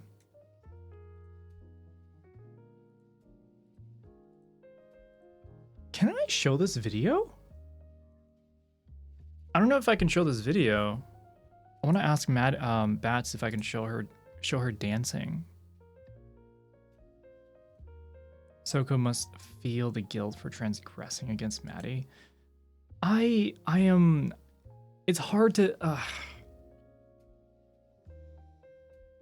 It's hard to judge in my state right now. I'll have to bring an extra box of donuts. Yo, those donuts were actually pretty banging. We ate like 3 rows. I should have brought the donuts. Oh, fuck. I should have taken the donuts. I should have told Maddie, you know what? I cooked spaghetti for you. Okay? I want them donuts. Heated in the air fryer. Didn't think of that. I know. It's really good. Really good. Can you have a milk available for us during the next babysitting segment?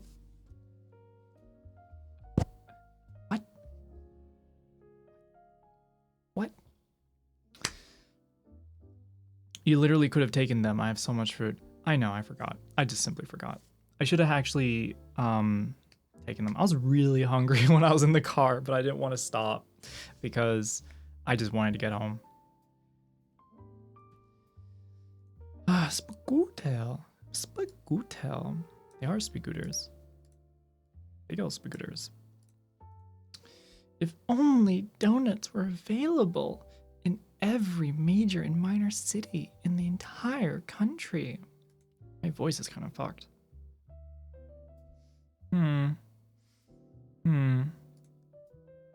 Soko lacks milk? What is this link?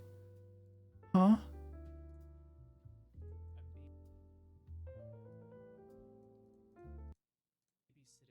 Babysitting Maddie's stream right now because she ran off to go pee. Oh, the microphone was... The setting was off. Let me see.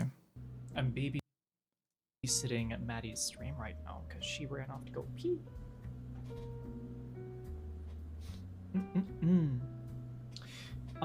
I hope everyone is having a marvelous evening and enjoying the stream so far. We will be having our final hour up soon. We got ourselves work tomorrow. I'm having a movie marathon. Fuck, I want to do a movie marathon. I really want... Babysitting? Can I have some milk, please?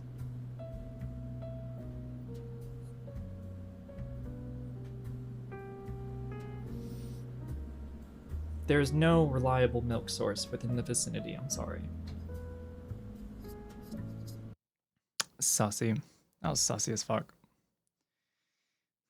Oh yes, the time Maddie peed without a live mic.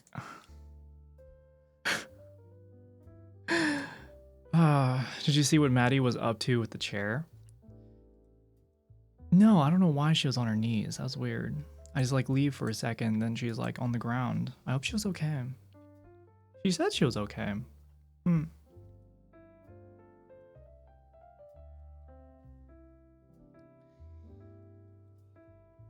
Oh, look, she dropped her phone. That's why. She dropped her phone. Beth says it's okay to show the video? Okay. How do I actually pull the video out? That's a dot movie? You need to start recording stuff as like a dot MLK or MLK MKV.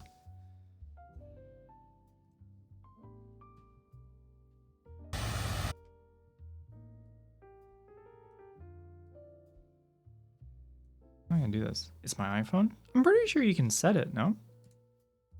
Anyways. Let's take a look at this.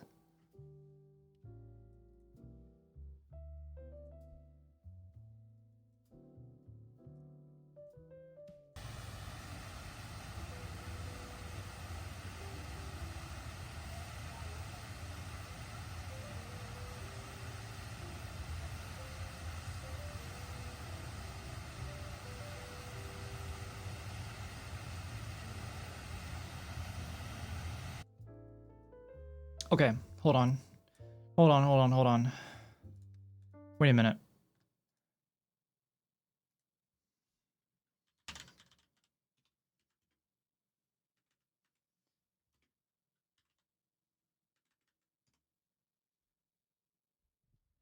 All right, here we go.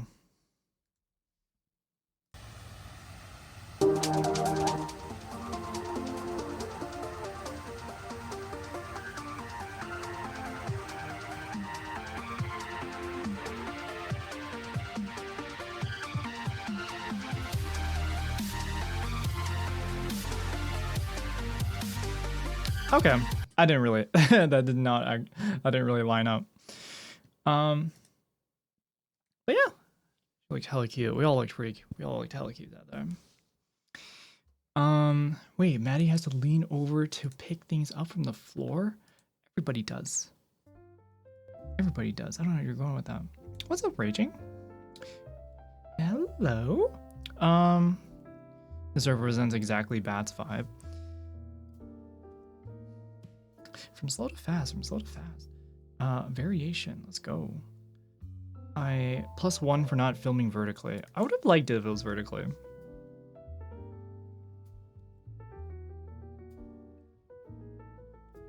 No, Maddie has to reach up to pick things up from the floor. God. -1 for Soko. -1. I'm gonna turn the gate off. Liza Minko. All right, everyone. I'm gonna end in a couple minutes. It's almost 10 o'clock. I think it's a good time to put things up. Today, I don't really have much. I hopped in late. I'm sorry, Raging. Today is just not that day, you know. Returning back after the trip, I feel the lack of energy, and I just wanted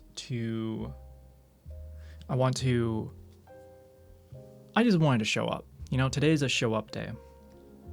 Usually I have some inclination of what I wanted to do before stream and during stream. You don't drink coffee? I drink coffee at like 2 in the afternoon today. I mean, damn. I drink coffee at 2 in the afternoon. You know how bad that is? I'm gonna have caffeine in my system until 2 in the morning. Take a nap? I did take a nap today. I drank coffee 3 times? Dear God. I think your body has just your tolerance for caffeine has increased. I think that's why you have to drink so much. But no, I had an espresso at like 2 in the afternoon, so I was like kind of awake, but nothing will really satisfy sleepiness like sleep. And I'm reminded again that sleeping cleans your brain. It's actually kind of nice that you can be known in the community for things like being short, sitting by windows and normalizing food appreciation. Are you talking to Maddie or me? I can't tell. I'm having an espresso right now. Hey, +1. I like espresso. It's the only type of coffee that I enjoy. It is the only one I enjoy. Call you. Where's this girl? There she is. If only I could sleep more hours. More than 3 hours at a time. Oh shit. That sucks. That really sucks. I don't know. I wish the same as you. I mean, I sleep under a heating lamp, so it sounds legit. Oh, I have to set up my heavy blanket again. I swear to God, heavy blankets are the only way I can sleep. I only drink stovetop coffee, Cuban style coffee. I've never heard of stovetop coffee before.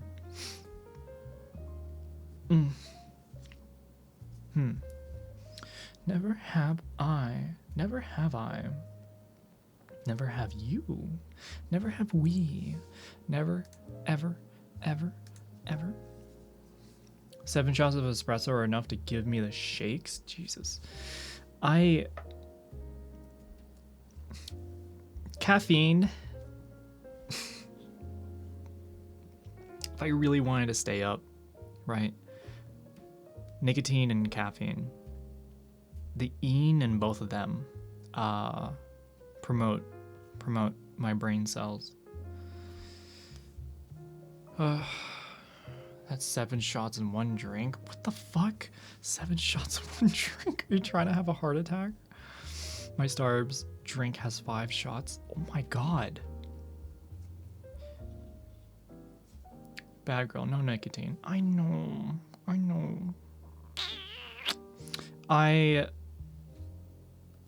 don't like.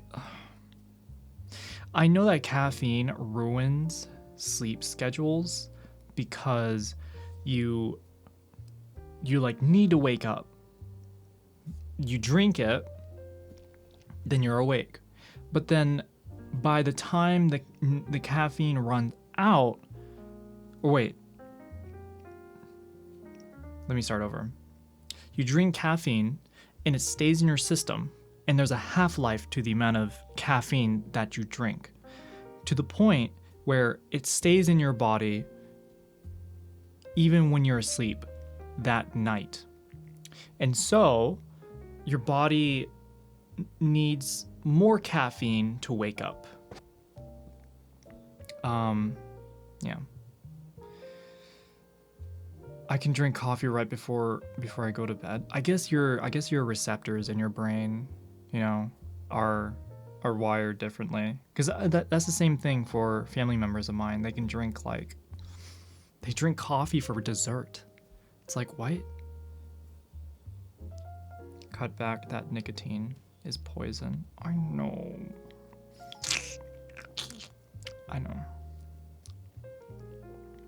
That's why for the next dono goal, it's coming up.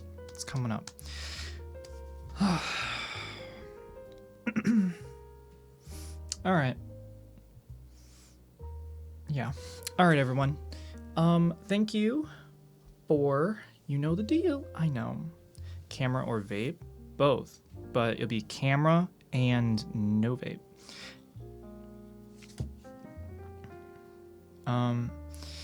All right, everyone. Today's stream was kind of really fucking mid, but I'm glad that I was here to share my time with you. I hope everyone here enjoyed watching the stream a little bit. Not much compared to this past couple times, but look forward to the future, of course, when things are a little bit more settled down and things. We're gonna raid Bad Shit. So if you liked her from last stream, look forward to hearing more of her. Good night, everybody. Let's start the raid. And I changed my layout from last time. How do I do this? Do I do wait. Rename, edit, add. Which one is it? Mod actions? I think it's mod actions.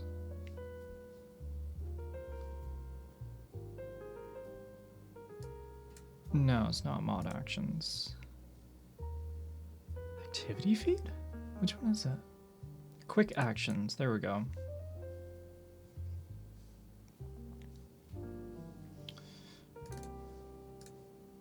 Save. All right.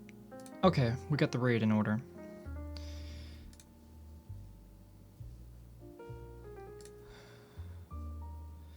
Ba-bam.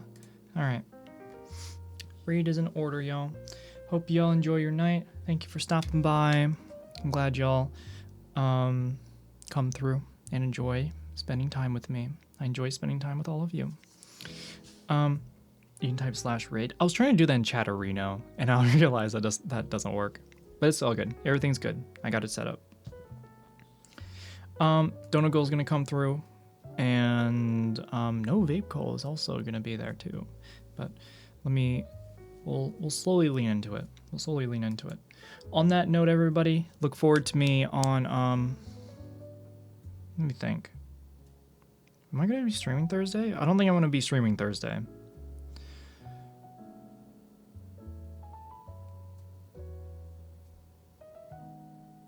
Yeah.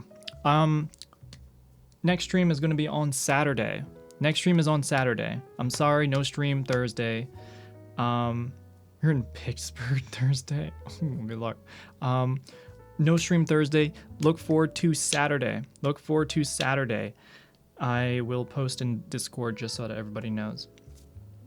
Thank you all for stopping by. Have a good night. Enjoy Batshit. We're in a raid. Bye-bye. Bye-bye.